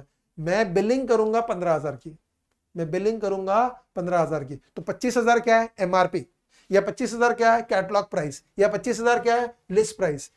ये कभी भी बुक्स ऑफ अकाउंट्स में रिकॉर्ड नहीं होता। 25,000 में से मैंने ट्रेड डिस्काउंट दिया 10,000 का, बचा कितना 15,000। 15,000 को बोलेंगे इनवॉइस प्राइस, सुनना अच्छे से, आपके बुक्स में नहीं लिखा है। 15,000 को हम बोलेंगे इनवॉइस प्राइस। ये इनवॉइस प्राइस हम लिखते हैं बुक्स ऑफ अकाउंट्स में। मतलब अगर मैंने आपको माल बेचा है तो मैं एंट्री कितने की करूंगा 15,000 की, तो 10,000 क्या है ट्रेड डिस्काउंट। इसे हम कभी बुक्स ऑफ अकाउंट्स में रिकॉर्ड करते नहीं है। समझ में आया? नेक्स्ट, अब कैश डिस्काउंट। कैश डिस्काउंट क्या होता है?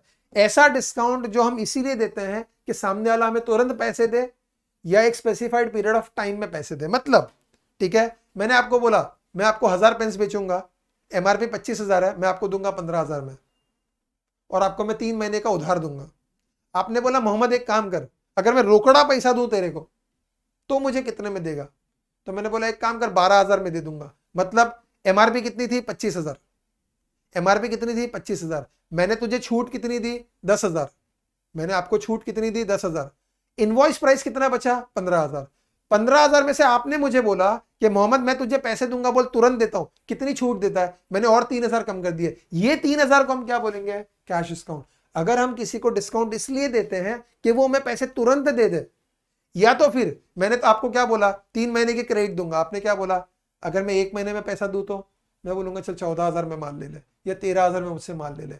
मतलब एक स्पेसिफाइड पीरियड ऑफ टाइम में पैसा जल्दी वसूल करने के लिए या पैसा तुरंत वसूल करने के लिए जब हम डिस्काउंट देते हैं तो उसको हम बोलते हैं cash discount. And this discount is recorded in the books of accounts. क्यों? मेरा भाव क्या है माल का, मैं कितने में बेचता हूँ 15,000 में। एमआरपी की बात नहीं कर रहा हूँ, एमआरपी 25,000 है, मैं नॉर्मली कितने में बेचता हूँ 15,000 है। 15,000 मेरा इनवॉइस प्राइस है, लेकिन कुछ लोग मुझे तुरंत पैसा देते हैं या मुझे जल्दी पैसा देते हैं, तो उनसे जल्दी पैसा लेने के लिए मैं उनको डिस्काउंट देता हूं, उसको हम बोलेंगे cash discount. And cash discount appears in the books of accounts separately. समझ में आया? ट्रेड डिस्काउंट कभी बुक्स ऑफ अकाउंट्स में रिकॉर्ड करते नहीं है, ठीक है, लेकिन cash discount books of accounts में रिकॉर्ड होता है। समझ में आया बेटा? Next, solvent. अब सॉल्वेंट क्या होता है? ठीक है, आपको एसेट्स लायबिलिटी समझ गया, आपके पास फर्नीचर है, आपके पास प्लांट है, आपके पास मशीनरी है, आपके पास लैपटॉप है, आपके पास कंप्यूटर्स है, ठीक है, आपके पास जितना भी प्रॉपर्टी है, आपके पास जमीन है, ठीक है, आपके पास कार है, आपके पास बाइक है, आपके पास मोटर लॉरी है, ट्रक है, ये सब क्या है बेटा? आपका एसेट्स। और कर्जा क्या होता है? आपने बैंक से लोन लिया है, आपने दोस्तों से लोन लिया है, रिश्तेदारों से लोन लिया है, सप्लायर से माल उधार खरीदा है, आपको किसी को पैसा चुकाना है, तो उसे हम क्या बोलते हैं? लायबिलिटीज। तो आपके एसेट्स कितने हैं और आपकी लायबिलिटीज कितनी, इसको आपको समझना है। अगर आपके पास एसेट्स ज्यादा है और आपके पास लायबिलिटीज कम है, मतलब आप इतने केपेबल हो, ठीक है, आप इतने फिट हो, आपका बिजनेस का स्ट्रेंथ इतना अच्छा है कि आपके पास एसेट्स ज्यादा है और आपके पास लायबिलिटीज कम है, मतलब आप डूबे नहीं हो, आप कर्जे में नहीं हो, आप आराम से लोगों के पैसे चुका सकते हो, तो ऐसे इंसान को हम बोलेंगे सॉल्वेंट। ठीक है, if a person's assets are more than his liabilities he is called as a solvent person. एक इंसान के पास अगर एसेट्स ज्यादा है और लायबिलिटीज कम है, मतलब उसके पास प्रॉपर्टी ज्यादा है और लायबिलिटीज कर्जा कम है, और वो सारा कर्जा चुकाने की ताकत रखता है, वो डूबा नहीं है, वो कर्जे में नहीं है, उसके ऊपर जितना भी कर्जा वो चुका कर भी उसके पास पैसे बच जाएंगे, एसेट्स बच जाएंगे, वो आसानी से अपने कर्जे को चुका सकता है, ऐसे इंसान को हम बोलते हैं solvent. Solvent person is financially sound. Sound होना मतलब क्या? स्ट्रॉन्ग होना, फिट होना, and is in a position to pay off all his debts. Debts मतलब कर्जा, डेट्स मतलब कर्जा। तो एक ऐसा इंसान जो फाइनेंशियली साउंड है, स्ट्रांग है, उसके पास इतने एसेट्स है कि वो अपनी लायबिलिटीज को आसानी से चुका सकता है, तो उसे हम बोलेंगे बेटा सॉल्वेंट। समझ में आया? नेक्स्ट, इसी का एग्जैक्टली उल्टा इंसॉल्वेंट। अगर एक इंसान का हम बोलते हैं ना दिवालिया हो गया, दिवाला पीट गया, दिवाला निकल गया, ठीक है, कर्जे में डूब गया, ठीक है, उसे हम बोलते हैं इंसॉल्वेंट। अगर एक इंसान के ऊपर लायबिलिटीज ज्यादा है और एसेट्स कम है, वो इंसान अपनी लायबिलिटीज चुकाने की क्षमता नहीं रखता, उसके पास इतनी ताकत नहीं कि वो अपने सारे कर्जे को चुका सके। क्यों? उसके पास एसेट्स नहीं है। तो अगर एक इंसान के पास लायबिलिटीज ज्यादा हो और एसेट्स कम हो और वो अपनी लायबिलिटीज को चुकाने की पोजीशन में ना हो तो उसे हम बोलेंगे इंसॉल्वेंट। समझ में आया? एसेट्स ज्यादा लायबिलिटीज कम तो आप सॉल्वेंट हो, ठीक है। एसेट्स कम लायबिलिटीज ज्यादा तो आप इंसॉल्वेंट हो। समझ में आया बेटा? नेक्स्ट, अकाउंटिंग ईयर, ठीक है। मैंने आपको मेरे पहले 3 लेक्चर्स में 2-3 बार बताया है। एक होता है कैलेंडर ईयर, ठीक है। जैसे हमारा साल शुरू होता है, अभी ये 2022 चल रहा है, 2022 शुरू हुआ 1 जनवरी 2022 को, खत्म हो जाएगा 31 दिसंबर 2022 को। हम नॉर्मल इंसान जो अकाउंटिंग नहीं देखता, एक नॉर्मल इंसान के लिए ईयर क्या है? 1 जनवरी से 31 दिसंबर। पुराने जमाने में, ठीक है, लोग यही करते थे, ठीक है, वो जनवरी टू दिसंबर अकाउंट्स मेंटेन करते थे। लेकिन आज ऑल ओवर द वर्ल्ड एक स्टैंडर्ड तरीका है, ठीक है, अकाउंटिंग ईयर, ठीक है, it starts on 1 April and ends on 31 मार्च। समझ में आया बेटा? ठीक है, हम कैलेंडर ईयर को फॉलो नहीं करते, जनवरी टू दिसंबर फॉलो नहीं करते। हम हमारे अकाउंट्स को स्टार्ट करते हैं ऑन 1 अप्रैल और क्लोज करते हैं, उसको खत्म करते हैं ऑन 31 मार्च एवरी ईयर। इसे हम बोलते हैं अकाउंटिंग ईयर। और अकाउंटिंग ईयर को फाइनेंशियल ईयर भी बोला जाता है। ये शुरू होता है हर साल 1 अप्रैल को और खत्म होता है 31 मार्च को, 12 महीने का पीरियड, ठीक है। तो हम जब अकाउंट्स मेंटेन करते हैं तो हम 1 साल के लिए अकाउंट्स मेंटेन करते हैं। आप बोलोगे सर क्या 1 साल के बाद रिकॉर्ड नहीं मेंटेन होता है? होता है, लेकिन 1 साल का रिकॉर्ड्स बनाते हैं, सारे बुक्स क्लोज करते हैं और नया रिकॉर्ड शुरू होता है वापस दूसरे साल में पुराने बैलेंसेस को लेकर। वो आप सीखोगे आगे, बैलेंसेस को कैरी फॉरवर्ड करते हैं। लेकिन फिलहाल इतना दिमाग में डालो, accounts are maintain for a financial year, for an accounting year, ठीक है। 1 साल के लिए अकाउंट्स मेंटेन होता है, जो शुरू होता है 1 अप्रैल को, खत्म होता है 31 मार्च को। तो अप्रैल टू मार्च को हम अकाउंटिंग ईयर भी बोलते हैं, अप्रैल टू मार्च को हम फाइनेंशियल ईयर भी बोलते हैं। Okay, next, trading concern. Trading concern किसको बोलेंगे? ठीक है, पहले तो आप समझ लो कंसर्न किसको बोलेंगे। पहले तो आप समझ लो कंसर्न किसको बोलेंगे। कंसर्न का मतलब क्या बेटा?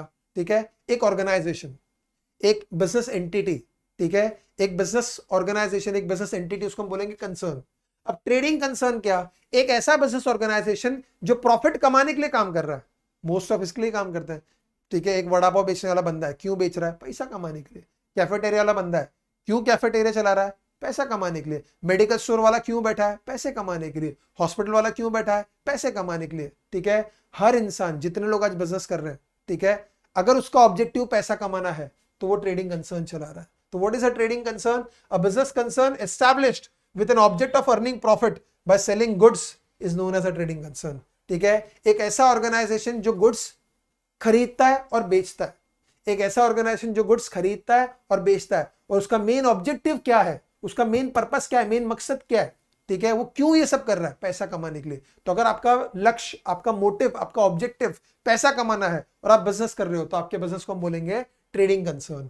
It is also called as commercial organisation और profit making organisation. Trading concern को कमर्शियल ऑर्गेनाइजेशन भी बोला जाता है या प्रॉफिट मेकिंग ऑर्गेनाइजेशन भी बोला जाता है। समझ में आया?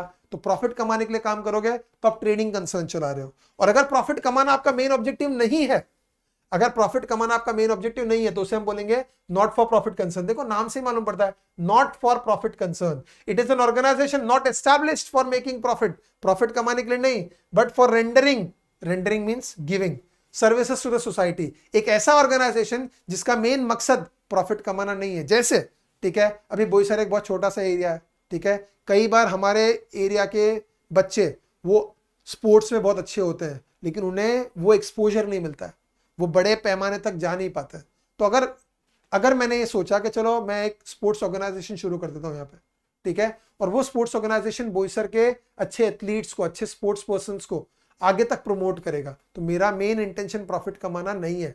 मैं अपने एरिया के बच्चों को, अपने एरिया के एथलीट्स को आगे बढ़ाने की सोच रखता हूं और उस नीयत से मैंने बिजनेस चालू किया। तो ऐसे ऑर्गेनाइजेशन को हम क्या बोलेंगे? Not for profit concern. In short, पैसा कमाने के लिए बिजनेस कर रहे हो, ट्रेडिंग कंसर्न। पैसा कमाना नहीं है, कोई चीज मतलब सोसाइटी के लिए कुछ करना है आपको, जहां पे आपका मेन मकसद प्रॉफिट कमाना नहीं है, ऐसे ऑर्गेनाइजेशन को हम बोलेंगे नॉट फॉर प्रॉफिट कंसर्न। समझ में आया बेटा? Next, goodwill. ये बहुत इंटरेस्टिंग कंसेप्ट है। What is goodwill? ठीक है, goodwill means reputation of the business. For example, ठीक है,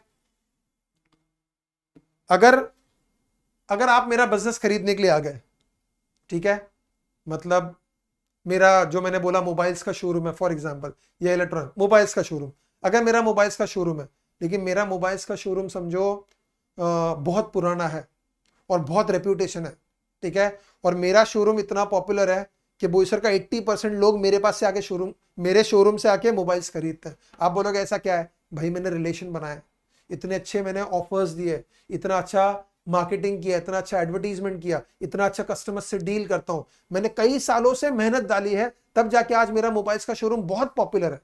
और आप मेरे मोबाइल्स के शोरूम पे आ गए, ठीक है, और आप मुझे बोलते हो ये शोरूम मुझे बेचेगा क्या? बोलूंगा चल बेचता हूं, पैसा तो बता कितना देगा। आप बोलोगे एक काम कर, तेरा फर्नीचर का पैसा इतना, तेरे दुकान का पैसा इतना और तेरे मोबाइल्स का पैसा इतना, ये ले ले। तो मैं बोलूंगा चल ठीक है, ये तो ठीक है, लेकिन भाई तू डायरेक्ट मेरे दुकान पे आके बैठेगा और आते ही तुझे सीधा बिजनेस मिलेगा और मजबूत बिजनेस मिलेगा। क्यों? मैंने उतना नाम कमाया, मैंने उतनी रेपुटेशन बनाई है, इतने साल से मैंने मेहनत किया, ठीक है, तब जाके आज ये बिजनेस इतना सेट हुआ है। उस मेहनत का पैसा कौन देगा? ठीक है, तो तू बोलेगा कितना पैसा चाहिए? मैं बोलूंगा 2 करोड़ चाहिए, ये 5 करोड़ चाहिए, 10, जैसा मेरा बिजनेस, जैसा मैंने नाम बनाया, जैसा मुझे लगता है कि मैंने बहुत नाम बनाया, उसके हिसाब से मैं तुझसे पैसा मांगूंगा। तो जितना मेरे बिजनेस का मार्केट में रेपुटेशन है, मेरे बिजनेस की जितनी वैल्यू है, मेरे बिजनेस का जितना नाम है मार्केट में, उस नाम का मैं एक मॉनेटरी वैल्यू निकालूंगा और उसे हम बोलेंगे गुडविल। तो what is goodwill? Goodwill is the reputation of the business expressed in terms of money. मेरे बिजनेस की मार्केट में वैल्यू कितनी है, इमेज कितना है, रेपुटेशन कितना है, और उस रेपुटेशन का, उस इमेज का मॉनेटरी वैल्यू कितना होता है, उसे हम बोलेंगे goodwill. Goodwill is an intangible asset. Intangible क्या होता है? ये आपको दिख रहा है तो ये टेंजिबल है, ठीक है, ये आपको दिख रहा है ये टेंजिबल है, ठीक है, ये आपको दिख रहा है टेंजिबल है। मेरी रेपुटेशन, मेरा इमेज आपको दिखता है नहीं, ठीक है, लेकिन ये क्या है? इसे हम बोलेंगे इंटेंजिबल। तो ऐसी चीजें जो जिनको हम टच कर सकते हैं, फील कर सकते हैं, उनको हम बोलते हैं टेंजिबल। और ऐसी चीजें जो होती है, एग्जिस्ट करती है, उनको टच नहीं कर सकते, ठीक है, उनको उसको जाके से टच करना या उसको फील करना नहीं। वो चीज है, हमें मालूम है उसका एग्जिस्टेंस है, ठीक है, लेकिन उसका कोई मटेरियल एग्जिस्टेंस नहीं है, मतलब वो दिखती नहीं है, हम उसे देख नहीं सकते, टच नहीं कर सकते, उसको हम बोलते हैं इंटेंजिबल। तो गुडविल क्या है बेटा? इंटेंजिबल एसेट है। Next, profit. अभी बहुत आसान सी बात है, ठीक है, अगर मैंने ये चीज 100 रुपए में खरीदी और मैंने इस चीज को 120 में बेचा, तो मेरा प्रॉफिट कितना हुआ? 120। मतलब अगर मेरा खर्चा कम होगा और मेरी कमाई ज्यादा होगी, तो जो डिफरेंस होगा उसे हम क्या बोलेंगे? Profit. When the selling price of the goods is more than the cost price, it is a profit. मतलब मैंने खरीदा 100 रुपए में, ये क्या है? Cost price. मैंने बेचा 120 में, ये क्या है? Selling price. अगर मेरी सेलिंग प्राइस मेरे कॉस्ट प्राइस से ज्यादा है, तो जो डिफरेंस है उसे हम क्या बोलेंगे बेटा? प्रॉफिट। और एक बात मैंने स्टार्ट में ही बोला था कि अगर मैं 10 लाख इन्वेस्ट किया और 90 लाख प्रॉफिट कमाया, तो मुझे बिजनेस से 1 करोड़ लेना है। तो जितना मैं बिजनेस से प्रॉफिट कमाऊंगा उतना मेरा कैपिटल बढ़ता जाएगा। देखो, profit increases the capital of the business. मतलब जो पैसा मैं बिजनेस में इन्वेस्ट करता हूं उसे हम बोलते हैं कैपिटल। जो पैसा मैं बिजनेस में इन्वेस्ट करता हूं उसे हम बोलते हैं कैपिटल। और जैसे जैसे मेरा प्रॉफिट बढ़ते जाता है, मेरा कैपिटल बढ़ेगा। क्यों? कैपिटल पे तो ओनर का ही होता है। तो मैंने जितना पैसा डाला है वो प्लस मेरा प्रॉफिट, मेरा कैपिटल बढ़ता जाएगा। तो प्रॉफिट से हमारे बिजनेस का कैपिटल बढ़ता है। Next, loss. एग्जैक्टली उल्टा। अगर मैंने 100 में खरीदा और 90 रुपए में बेचा, अगर मेरा कॉस्ट प्राइस 100 रुपए है और सेलिंग प्राइस 90 रुपए, मैंने कम में बेचा, सस्ते में बेचा, जितने में खरीदा उससे कम में बेचा, तो जो डिफरेंस होगा वो क्या होगा? लॉस। और लॉस करने से हमारा कैपिटल घटता है, कम होता है। समझ में आया बेटा? Next, income. What is income? It is revenue arising as a result of business transaction. ठीक है, हमारे बिजनेस में से जो हम कमाते हैं, हमारे बिजनेस से हम जो कमाते हैं उसे हम बोलते हैं इनकम। वो कैसे कमाते हैं? जो हम माल बेचते हैं, जो सर्विसेज देते हैं, या ठीक है इंटरेस्ट मिला। अच्छे से सुनना बेटा, ठीक है। समझो फॉर एग्जांपल मेरा सीए फर्म है, मैं क्लाइंट्स को सर्विसेज देता हूं, तो क्लाइंट्स ने पैसा दिया है, वो भी क्या है? इनकम। ठीक है, पैसा मेरे पास बहुत पड़ा हुआ है, वो पैसा मैंने समझो बैंक में एफडी कर दिया, उससे इंटरेस्ट आया, वो भी क्या है? इनकम। मैंने किसी कंपनी के शेयर्स खरीद लिए, शेयर्स पे कंपनी डिविडेंड देती है, वो भी क्या है? इनकम। ठीक है, मैंने किसी का बैंक में लोन करा दिया, ठीक है, और मुझे उसका कमीशन मिला, वो भी क्या है? इनकम। तो मुझे जितना भी पैसा मेरे बिजनेस में आएगा उस सबको हम क्या बोलेंगे? इनकम। मतलब चाहे मैं अपने बिजनेस की एक्टिविटीज से कमाऊं या नॉन बिजनेस एक्टिविटीज से कमाऊं, लेकिन मैंने पैसा कमाया, उसे हम बोलेंगे इनकम। मैंने पैसा कमाया तो उसे हम क्या बोलेंगे? इनकम। समझ में आ रहा है बेटा?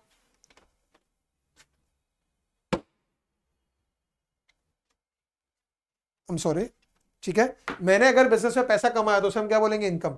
चाहे मैंने मेरे बिजनेस की एक्टिविटीज से कमाया हो, चाहे मैंने एफडी करके पैसा कमाया हो, चाहे मैंने शेयर्स में पैसा डाल के पैसा कमाया हो, चाहे मुझे कमीशन मिला हो, मैंने पैसा कमाया, दैट इज इनकम। अब ये बात को सुनना, रेवेन्यू, रेवेन्यू क्या होता है, सिर्फ और सिर्फ बिजनेस की एक्टिविटी से जो पैसा कमाया। मतलब अगर मेरा मोबाइल का शोरूम है, मोबाइल बेचकर जो मैं पैसा कमाऊंगा उसे हम बोलेंगे रेवेन्यू। ठीक है, मोबाइल बेचकर जो मैं पैसा कमाऊंगा उसे हम बोलेंगे रेवेन्यू। मतलब मेरी बिजनेस की जो एक्टिविटी है, जो मेरा कोर एक्टिविटी, जिस चीज का मेरा बिजनेस है, जिस चीज का मेरा व्यापार है, उससे जो मैं पैसा कमाऊंगा उसे हम बोलेंगे रेवेन्यू। लेकिन इनकम में क्या आता है, बिजनेस की एक्टिविटी से पैसा कमाया, वो भी बिजनेस की एक्टिविटीज के अलावा, एफडी पे इंटरेस्ट कमाया, शेयर से डिविडेंड कमाया, ये सब कुछ भी इनकम में आ जाए। इनकम में सब कुछ आता है, लेकिन रेवेन्यू में सिर्फ बिजनेस की एक्टिविटी से जो पैसा कमाया उसे हम बोलते हैं रेवेन्यू। समझ में आया बेटा? नेक्स्ट, एसेट्स बोल चुका बेटा मैं। एसेट क्या होता है, प्रॉपर्टीज। एसेट्स क्या होता है, प्रॉपर्टीज। आपके पास लैंड है तो वो एसेट है, आपके पास प्लांट है वो एसेट है, आपके पास मशीनरी है वो एसेट है, आपके पास ट्रक है वो एसेट है, कार है एसेट है, आपके पास बाइक है एसेट है, लैपटॉप है एसेट है, कंप्यूटर्स है एसेट है, प्रिंटर है एसेट है। आपके पास अगर कोई भी प्रॉपर्टी है तो वो आपका एसेट्स है। समझ में आया? एसेट्स तीन टाइप के होते हैं, fix assets, current assets, fictitious assets. Assets तीन टाइप के होते हैं, fix assets, current assets, fictitious assets. ठीक है, बहुत आसान है, सुनना, 10 मिनट आपके और लूंगा, सुनो बेटा मुझे। ठीक है, फिक्स एसेट्स क्या है, ऐसे एसेट्स, फिक्स एसेट्स क्या है, ऐसे एसेट्स, ठीक है, जिनकी लाइफ कई सालों तक चलती है, जो आपको कई सालों तक बेनिफिट देते हैं। ठीक है, मोर देन अ ईयर, उसे हम बोलते हैं फिक्स एसेट्स। देखो, the asset which gives long term benefit to the business are known as fix assets. These assets में भी टेंजिबल और इंटेंजिबल, बता चुका मैं, फिर से बता दूंगा। मतलब हम अगर कोई एसेट खरीदते हैं, जैसे मैंने ये मोबाइल खरीदा, ठीक है, मैं बहुत ज्यादा टेक सेवी नहीं हूं और बहुत ज्यादा मोबाइल्स का लवर नहीं हूं, तो ये मोबाइल मैंने खरीदा 4 साल पहले और मैं अभी भी इसे यूज कर रहा हूं। ठीक है, मेरा मोबाइल्स का यूज बहुत कम है, तो मैं ये मोबाइल को यूज कर रहा हूँ 4 साल से, तो ये मेरे लिए क्या हो गया, फिक्स एसेट। ठीक है, ये मुझे 4 साल से बेनिफिट्स दे रहा है और अभी भी अच्छा चल रहा है, शायद 1-2 साल और चलेगा ये फोन। ठीक है, तो हम अगर कोई चीज खरीदते हैं, अभी हमने ये प्रेजेंटर खरीदा है, ठीक है, हमने ये पेन खरीदा एलईडी बोर्ड के लिए, ये एलईडी बोर्ड है, यहाँ पे एसी लगा हुआ है, जो कैमरा है जिसमें हम रिकॉर्डिंग कर रहे हैं, यहाँ पे कुछ सिस्टम्स है, ये सब कुछ हमें कई सालों तक बेनिफिट देंगे। तो ऐसे एसेट्स को हम लोग क्या बोलेंगे बेटा, फिक्स एसेट्स। ऐसे एसेट्स को हम क्या बोलेंगे, फिक्स एसेट्स। समझ में आया बेटा? ओके, और जो फिक्स एसेट्स होते हैं वो टेंजिबल भी होते हैं या इंटेंजिबल भी होते हैं। ये क्या है, टेंजिबल, क्यों, दिख रहा है, टच कर सकते हैं, इसका एक फिजिकल एग्जिस्टेंस है, तो इसे हम क्या बोलेंगे, टेंजिबल। कुछ ऐसे फिक्स एसेट्स होते हैं जो होते तो हैं लेकिन उनका कोई फिजिकल एग्जिस्टेंस नहीं, जैसे गुडविल, आपकी मार्केट में रेपुटेशन है लेकिन उसका कोई फिजिकल एग्जिस्टेंस नहीं है, तो उसको हम बोलेंगे इंटेंजिबल। समझ में आ रहा बेटा? Next, current assets. ऐसे एसेट्स जिनका बेनिफिट आपको 1 साल के अंदर अंदर ही मिलेगा, 1 साल से ज्यादा पीरियड के लिए नहीं मिलेगा, उनको हम बोलते हैं करंट एसेट्स। मतलब अगर मुझे किसी से पैसा लेना बाकी है तो मेरा एसेट है भाई, मैंने किसी कस्टमर को माल बेचा है, ठीक है, उसने बोला 3 महीने में पैसे दे दूंगा, वो भी मेरा एसेट है, लेकिन ये कैसा एसेट है, करंट एसेट। मेरे पास दुकान में माल पड़ा हुआ है, बेचना बाकी है, लेकिन बेचूंगा आज कल परसों रोज बेचूंगा, ठीक है, उसका बेनिफिट भी कैसे मिलेगा, शॉर्ट टर्म पीरियड में, वो भी क्या है, करंट एसेट। तो अगर मेरे पास मेरा बैंक बैलेंस है, मेरे पास कैश पड़ा हुआ है, मेरे पास स्टॉक पड़ा हुआ है, मुझे कस्टमर से पैसा लेना है, ऐसे ऐसे एसेट्स, ठीक है, जो या तो मेरे पास कैश में अवेलेबल है या जिसका पैसा 1 साल के अंदर अंदर वसूल हो जाएगा, उसको हम बोलते हैं current asset. An asset which are held in the business for the operating year, वो 1 साल के लिए उसका बेनिफिट मिलेगा, 1 साल के अंदर अंदर मिलेगा, and can be converted into cash very easily, are called as current assets. बराबर है? आज आपको समझो अपना पूरा प्लांट बेचना हो, इतना आसान नहीं है, ठीक है, आपको अपना कंप्यूटर बेचना हो तुरंत नहीं बिकेगा, आपको आपका लैपटॉप बेचना हो तुरंत नहीं बिकेगा, ठीक है, आपको अपना फोन बेचना है, रेट तोड़ के बेचोगे तो तुरंत बिक जाएगा, लेकिन अच्छा रेट चाहिए तो नहीं मिलेगा, लेकिन आपके दुकान का माल वो तुरंत बिकता है। समझ में आ रहा है? तो ऐसा एसेट जो आपके पास है लेकिन उसका बेनिफिट 1 साल से कम पीरियड के लिए मिलने वाला है, उसको हम बोलते हैं करंट एसेट्स। और ऐसे एसेट्स जिसका बेनिफिट कई सालों तक मिलता है, उसको हम बोलते हैं फिक्स एसेट्स। अब ये बहुत इंटरेस्टिंग है, fictitious assets. What do you mean by fictitious? ठीक है, something that is not real. Fictitious का मतलब क्या है, कुछ ऐसा जो काल्पनिक है, कुछ ऐसा जो रियल नहीं है, ठीक है, उसको हम बोलते हैं फिक्टिशियस एसेट्स। मतलब मैंने आपको थोड़ी देर पहले एग्जांपल दिया डेफर्ड रेवेन्यू एक्सपेंडिचर का, मैंने सचिन तेंदुलकर को बुलाया, 10 करोड़ रुपए दिया मैंने प्रमोशन के लिए, ठीक है। अब मैंने 10 करोड़ खर्च कर दिया, उसमें से मैंने 2 करोड़ रुपए बताया कि इस साल का खर्चा है, बाकी 8 करोड़ मैं क्या कर रहा हूं, आगे धकेल रहा हूं। वो 8 करोड़ में से 2 crore next year, 2 crore next year, तो बाकी 8 करोड़ क्या मेरा, मैं फिलहाल क्या ट्रीट कर रहा हूं, मेरा एसेट है। अच्छे से सुनना, मैंने खर्चा कितना किया, 10 करोड़, उसमें से इस साल में खर्चा कितना बताया, 2 करोड़, बाकी 8 करोड़ क्या किया, मैंने आगे के लिए रख दिया। क्या वो मेरा एसेट है? नहीं। लेकिन अकाउंट्स में जब आप आगे जाके सीखोगे तो आप इस चीज को समझोगे कि वो बाकी का जो 8 करोड़ बाकी है, जो हम आगे, जिसका बेनिफिट हम पोस्टपोन कर रहे हैं और आगे बताने वाले हैं, उसको हम बोलते हैं एसेट। ये रियल में एसेट नहीं है, लेकिन हम बताते हैं कि ये एसेट है। क्यों? क्योंकि वो आगे हमने उसका बेनिफिट पोस्टपोन किया है। तो कुछ ऐसे एसेट्स होते हैं जो रियल सेंस में एसेट्स नहीं होते, ठीक है, वो फिक्टिशियस एसेट्स होते हैं, वो रियलिटी में एसेट नहीं है, ठीक है, लेकिन हम मानते हैं कि वो एसेट्स और उनको एसेट साइड रिकॉर्ड करते हैं। तो ऐसे एसेट्स को हम बोलते हैं fictitious assets. These assets are not represented by tangible possession of property. ये एक्चुअल में कोई टेंजिबल पोजेशन या कोई प्रॉपर्टी नहीं है। They are imaginary assets but do not have any realised value. ये इमेजिनरी एसेट है, ठीक है, और इनको बेचो तो कुछ मिलना भी नहीं है। अब मैं बोलूंगा मैंने सचिन तेंदुलकर को बुलाया था, ठीक है, एडवर्टीजमेंट किया, किसी को बोलूंगा वो एडवर्टीजमेंट तू खरीदता है क्या, वो बोलेगा पागल है क्या, सचिन तेंदुलकर आके गया भाई, अब तेरे को कुछ मिलना नहीं उसका बेनिफिट। हाँ, तू उसका मार्केटिंग का फायदा उठा सकता है, लेकिन वो एडवर्टीजमेंट कोई तुझसे खरीदेगा नहीं, ठीक है। तू फर्नीचर बेच, बिक जाएगा, तू कंप्यूटर बेच, बिक जाएगा, लेकिन एडवर्टीजमेंट बेचने कैसा जाएगा, नहीं बिकेगा, वो हो चुका है। तो जो तेरा 8 करोड़ जो तू दिखा रहा है एसेट से, टोटल खर्चा किया 10 करोड़, उसमें से 2 करोड़ इस साल के अकाउंट से बता रहा है, 8 करोड़ तूने आगे के लिए रख दिया और तू बोलता है एसेट है। रियलिटी में एसेट नहीं है, लेकिन एसेट साइड रिकॉर्ड होता है। तो ऐसे एसेट्स जो रियल में एसेट्स नहीं होते, वो इमेजिनरी होते हैं, ठीक है, तो उनको हम बोलते हैं बेटा फिक्टिशियस एसेट्स, ठीक है। 5 मिनट और लूंगा आपके मैं। लायबिलिटीज, लायबिलिटीज क्या होती है? कर्जा, ऐसा पैसा जो हमने किसी को चुकाना है, हमने किसी को देना है, उसको हम बोलते हैं बेटा लायबिलिटीज। एसेट्स क्या है? प्रॉपर्टीज, ठीक है, और किसी को हमने चुकाना है, देना है, किसी को हम पैसा देना बाकी है हमारा, तो उसको हम बोलते हैं liabilities. An amount payable by the business to others is known as a liability. ऐसा पैसा जो बिजनेस ने किसी को चुकाना है, देना बाकी है, उसे हम बोलते हैं लायबिलिटी। लायबिलिटीज 2 तरह की होती है, फिक्स लायबिलिटीज, करंट लायबिलिटीज, ठीक है। देखो फिक्स लायबिलिटीज क्या? ऐसी लायबिलिटीज जिन्हें हमें तुरंत नहीं चुकाना है, कई सालों तक चुकाना। जैसे फॉर एग्जांपल आपने बैंक से बिजनेस का लोन ले लिया 5 साल के लिए, ये क्या हो गया? Fix liability. आपने अपने रिश्तेदारों से लोन ले लिया आने वाले 5-10 साल के लिए, ये क्या हो गया? Fix liability. आपने अपने दोस्त को बोला मेरे को पैसा देना यार, 10 दिन की जरूरत, 10 दिन बाद पैसा वापस देता हूं, उसको क्या बोलेंगे? Current liability. समझ में आया? ऐसा लायबिलिटी जिसे आपको 1 साल से ज्यादा पीरियड के बाद चुकाना है, उसे हम बोलते हैं फिक्स लायबिलिटी। और ऐसी लायबिलिटी जिसे 1 साल के अंदर अंदर शॉर्ट टर्म पीरियड के अंदर चुकाना है, उसे हम बोलते हैं करंट लायबिलिटी। समझ में आ रहा है? नेक्स्ट, ठीक है, ये आपका बहुत इंपॉर्टेंट कंसेप्ट है, नेटवर्थ या ओनर्स इक्विटी और कैपिटल। ये एक्चुअली कैपिटल ही है। अभी नेटवर्थ क्या है, ठीक है, नेटवर्थ मतलब क्या? फॉर एग्जांपल अगर मैं पूछता हूं, अगर आपका कोई बिजनेस है और आप मेरे दोस्त हो, मैं आपको पूछता हूं यार तेरे बिजनेस का वैल्यू कितना होगा आज के डेट में, तेरे बिजनेस का वैल्यू क्या होगा, या आज के डेट में तू तेरा पूरा धंधा बेच देगा, पूरा बिजनेस बेच देगा, तेरे को कितना पैसा मिलेगा, कभी कभी पूछते ना हम, उसी को हम नेटवर्थ बोलते हैं। तो नेटवर्थ क्या है? हमारे पास टोटल एसेट्स कितना है और हमें बाहर वालों का पैसा चुकाना कितना है। आप बोलोगे सर यही तो हमने कैपिटल में भी देखा था, एसेट्स माइनस लायबिलिटीज। हाँ भाई वही है, लेकिन नॉर्मली कैपिटल वर्ड किसके लिए यूज करते हैं? हम जो पैसा बिजनेस में डालते हैं ना स्टार्ट में, उसको कैपिटल बोलते हैं। लेकिन बिजनेस बड़ा हो जाए, एक बार बिजनेस बड़ा हो जाए, बड़े पैमाने पे पहुंच जाए, तब उसका नेटवर्थ निकाला जाता है। नेटवर्थ किसको बोलते हैं? हमारे पास एसेट्स कितना है और हमें उसमें से चुकाना कितना है। मान लो मेरी बहुत बहुत बड़ी कंपनी है, ठीक है, उसके 20-25 अलग अलग जगह पे यूनिट्स है, ठीक है।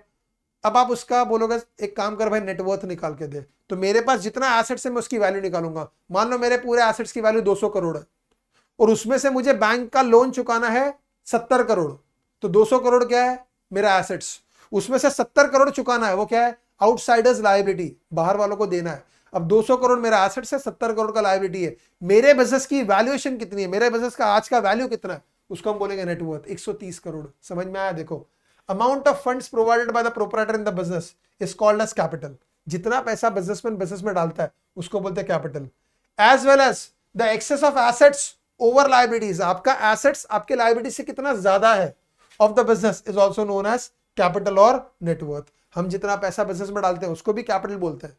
और हमारे बिजनेस का एसेट्स कितना है माइनस लायबिलिटीज कितना, जो डिफरेंस होता है उसको कैपिटल भी बोलते हैं, उसको नेटवर्थ भी बोलते हैं। देखो net worth includes capital and reserves. अब ये रिजर्व्स क्या है, आप जो पैसा कमाते हो, अच्छे से सुनना, आप जो पैसा कमाते हो और वो पैसा बिजनेस में रखते हो। फॉर एग्जाम्पल मैंने जितना पैसा कमाया बिजनेस का वो बिजनेस में ही रखा, निकाला नहीं, तो उनको हम बोलते हैं रिजर्व्स।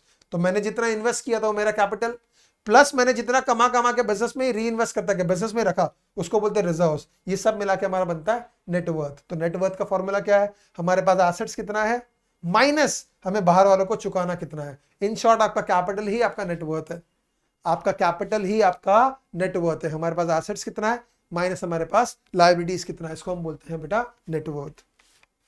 ओके ये आपका लास्ट कंसेप्ट है for the day. Thank you आप लोगों ने मुझे इतना सुना। ये लास्ट कंसेप्ट सुनना बेटा, कॉन्टिंजेंट लायबिलिटी। ठीक है, कॉन्टिंजेंट मतलब क्या, something that is not certain. ठीक है, वो अश्योर्ड नहीं है, ऐसा लायबिलिटी जिसका पेमेंट करना ना करना फ्यूचर के किसी इवेंट पर डिपेंड करता है। मतलब आपने फॉर एग्जाम्पल आपने मुझसे समझो प्रोजेक्ट रिपोर्ट बनवाया, मैं एक चार्टर्ड अकाउंटेंट हूं, आप मेरे पास आए, आपने मुझे बोला कि मुझे लोन लेना है, मुझे प्रोजेक्ट रिपोर्ट बना के दो। चार्टर्ड अकाउंटेंट्स प्रोजेक्ट रिपोर्ट बनाते हैं, उस प्रोजेक्ट रिपोर्ट के बेसिस पे बैंक लोन सैंक्शन करती है, बैंक लोन देती है। तो आपको लोन चाहिए, आप मेरे पास आए, मैंने प्रोजेक्ट रिपोर्ट बनाया, मैंने आपसे 1 लाख रुपए फीस लिया, किसी कारण की वजह से आपका प्रोजेक्ट रिपोर्ट बैंक ने रिजेक्ट कर दिया, आपको पैसे नहीं मिले, आपको लोन नहीं मिला। अब आप मेरे पास आए, बोला मेरे को लोन नहीं मिला, मेरे को 1 लाख वापस दे। मैंने बोला वो तो नहीं दूंगा, मैंने प्रोजेक्ट रिपोर्ट बना के दिया। आपने बोला तेरी गलती की वजह से हमको लोन नहीं मिला। मैंने बोला मैंने कुछ गलत नहीं किया, मैंने रिपोर्ट अच्छे से बना के दिया है, आपकी क्या प्रॉब्लम हुई आप देख लो। आपने क्या किया, आप गए कोर्ट में और मेरे ऊपर केस फाइल कर दिया कि मोहम्मद ने गलत प्रोजेक्ट रिपोर्ट बनाया, उसके से हमको पैसा नहीं मिला, लोन नहीं मिला, और इसके से हमारा बहुत नुकसान हुआ। हमने उसको 1 लाख रुपए दिया, वो तो चाहिए, प्लस हमारा करोड़ों रुपए का नुकसान हो गया मोहम्मद की वजह से, वो पूरी भरपाई मोहम्मद से चाहिए। अब आपने मेरे ऊपर केस डाल दिया, तो क्या मैं आपको पैसे दे दूंगा? डिसाइड हो गया मुझे आपको देना है, नहीं, कोर्ट में केस चलेगा, तारीख होंगी, आप आके कुछ बोलोगे, मैं कुछ बोलूंगा, आपका लॉयर आएगा, मेरा लॉयर आएगा, कई साल बीत जाएंगे। कई सालों के बाद कोर्ट का डिसीजन आएगा, और वो डिसीजन अगर मेरे फेवर में आया तो मुझे आपको 1 रुपया देना नहीं है, और अगर मेरे अगेंस्ट आया तो मुझे आपको पैसे देना पड़ेगा। मतलब ये एक ऐसा लायबिलिटी है जिसमें पक्का नहीं है कि पैसा देना पड़ेगा या नहीं देना पड़ेगा, ये सर्टन लायबिलिटी नहीं है, ये फ्यूचर के किसी इवेंट पर डिपेंड करता है। ऐसी लायबिलिटी को हम बोलते हैं contingent liability. A liability which may arise in future depends on happening और non happening of certain events is called as contingent liability. ऐसा लायबिलिटी जो भरना पड़ भी सकता है, नहीं भी पड़ सकता है, और ये डिपेंड करता है फ्यूचर के किसी इवेंट के ऊपर। ऐसी लायबिलिटी को हम बोलते हैं contingent liability. It is not shown in the balance sheet as a liability. अब आप बोलोगे सर बैलेंस शीट क्या है, मैं बाद में बताऊंगा, लेकिन बैलेंस शीट एक स्टेटमेंट है जिसमें 2 चीजें होती है, लायबिलिटीज और एसेट्स, लायबिलिटीज एंड एसेट्स। तो हम बैलेंस शीट में लायबिलिटीज और एसेट्स को रिकॉर्ड करते हैं। तो लायबिलिटी साइड में हम कॉन्टिंजेंट लायबिलिटी रिकॉर्ड नहीं करते, क्यों? ये लायबिलिटी पक्का नहीं है, देना पड़ भी सकता है, नहीं भी पड़ सकता है, हमें नहीं मालूम है कि देना पड़ेगा या नहीं देना पड़ेगा। तो ऐसी लायबिलिटी को बोलते हैं contingent liability, but it is shown as a footnote to the balance sheet. Footnote क्या, मान लो ये आपकी बैलेंस शीट इतनी, बैलेंस शीट के नीचे कॉन्टिंजेंट लायबिलिटी लिखा था कितना कॉन्टिंजेंट लायबिलिटी है। तो कॉन्टिंजेंट लायबिलिटी ऐसा लायबिलिटी है जो पक्का नहीं है कि देना पड़ेगा कि नहीं, इसीलिए इसको लायबिलिटीज में रिकॉर्ड नहीं करते, लेकिन नीचे बैलेंस शीट के नीचे एज अ फुटनोट दिखाया जाता है, इसको हम बोलते हैं कॉन्टिंजेंट लायबिलिटी। ठीक है, thank you very much guys. ठीक है, आप लोगों ने मुझे सुना, बहुत बड़ा लेक्चर हो गया, आपने मुझे सुना। ठीक है, अकाउंटिंग टर्म्स हमने आज कवर किए, ये मेरा 5th लेक्चर था, आगे और लेक्चर्स होंगे। ठीक है, आप लोग हमें सुनते रहिए। अगर आपने हमारे चैनल को सब्सक्राइब नहीं किया है तो प्लीज़ सब्सक्राइब करें, ताकि आपको लेटेस्ट वीडियोस का अपडेट मिलता रहे। Thank you very much everybody, I will see you in the next lecture. Bye bye everyone.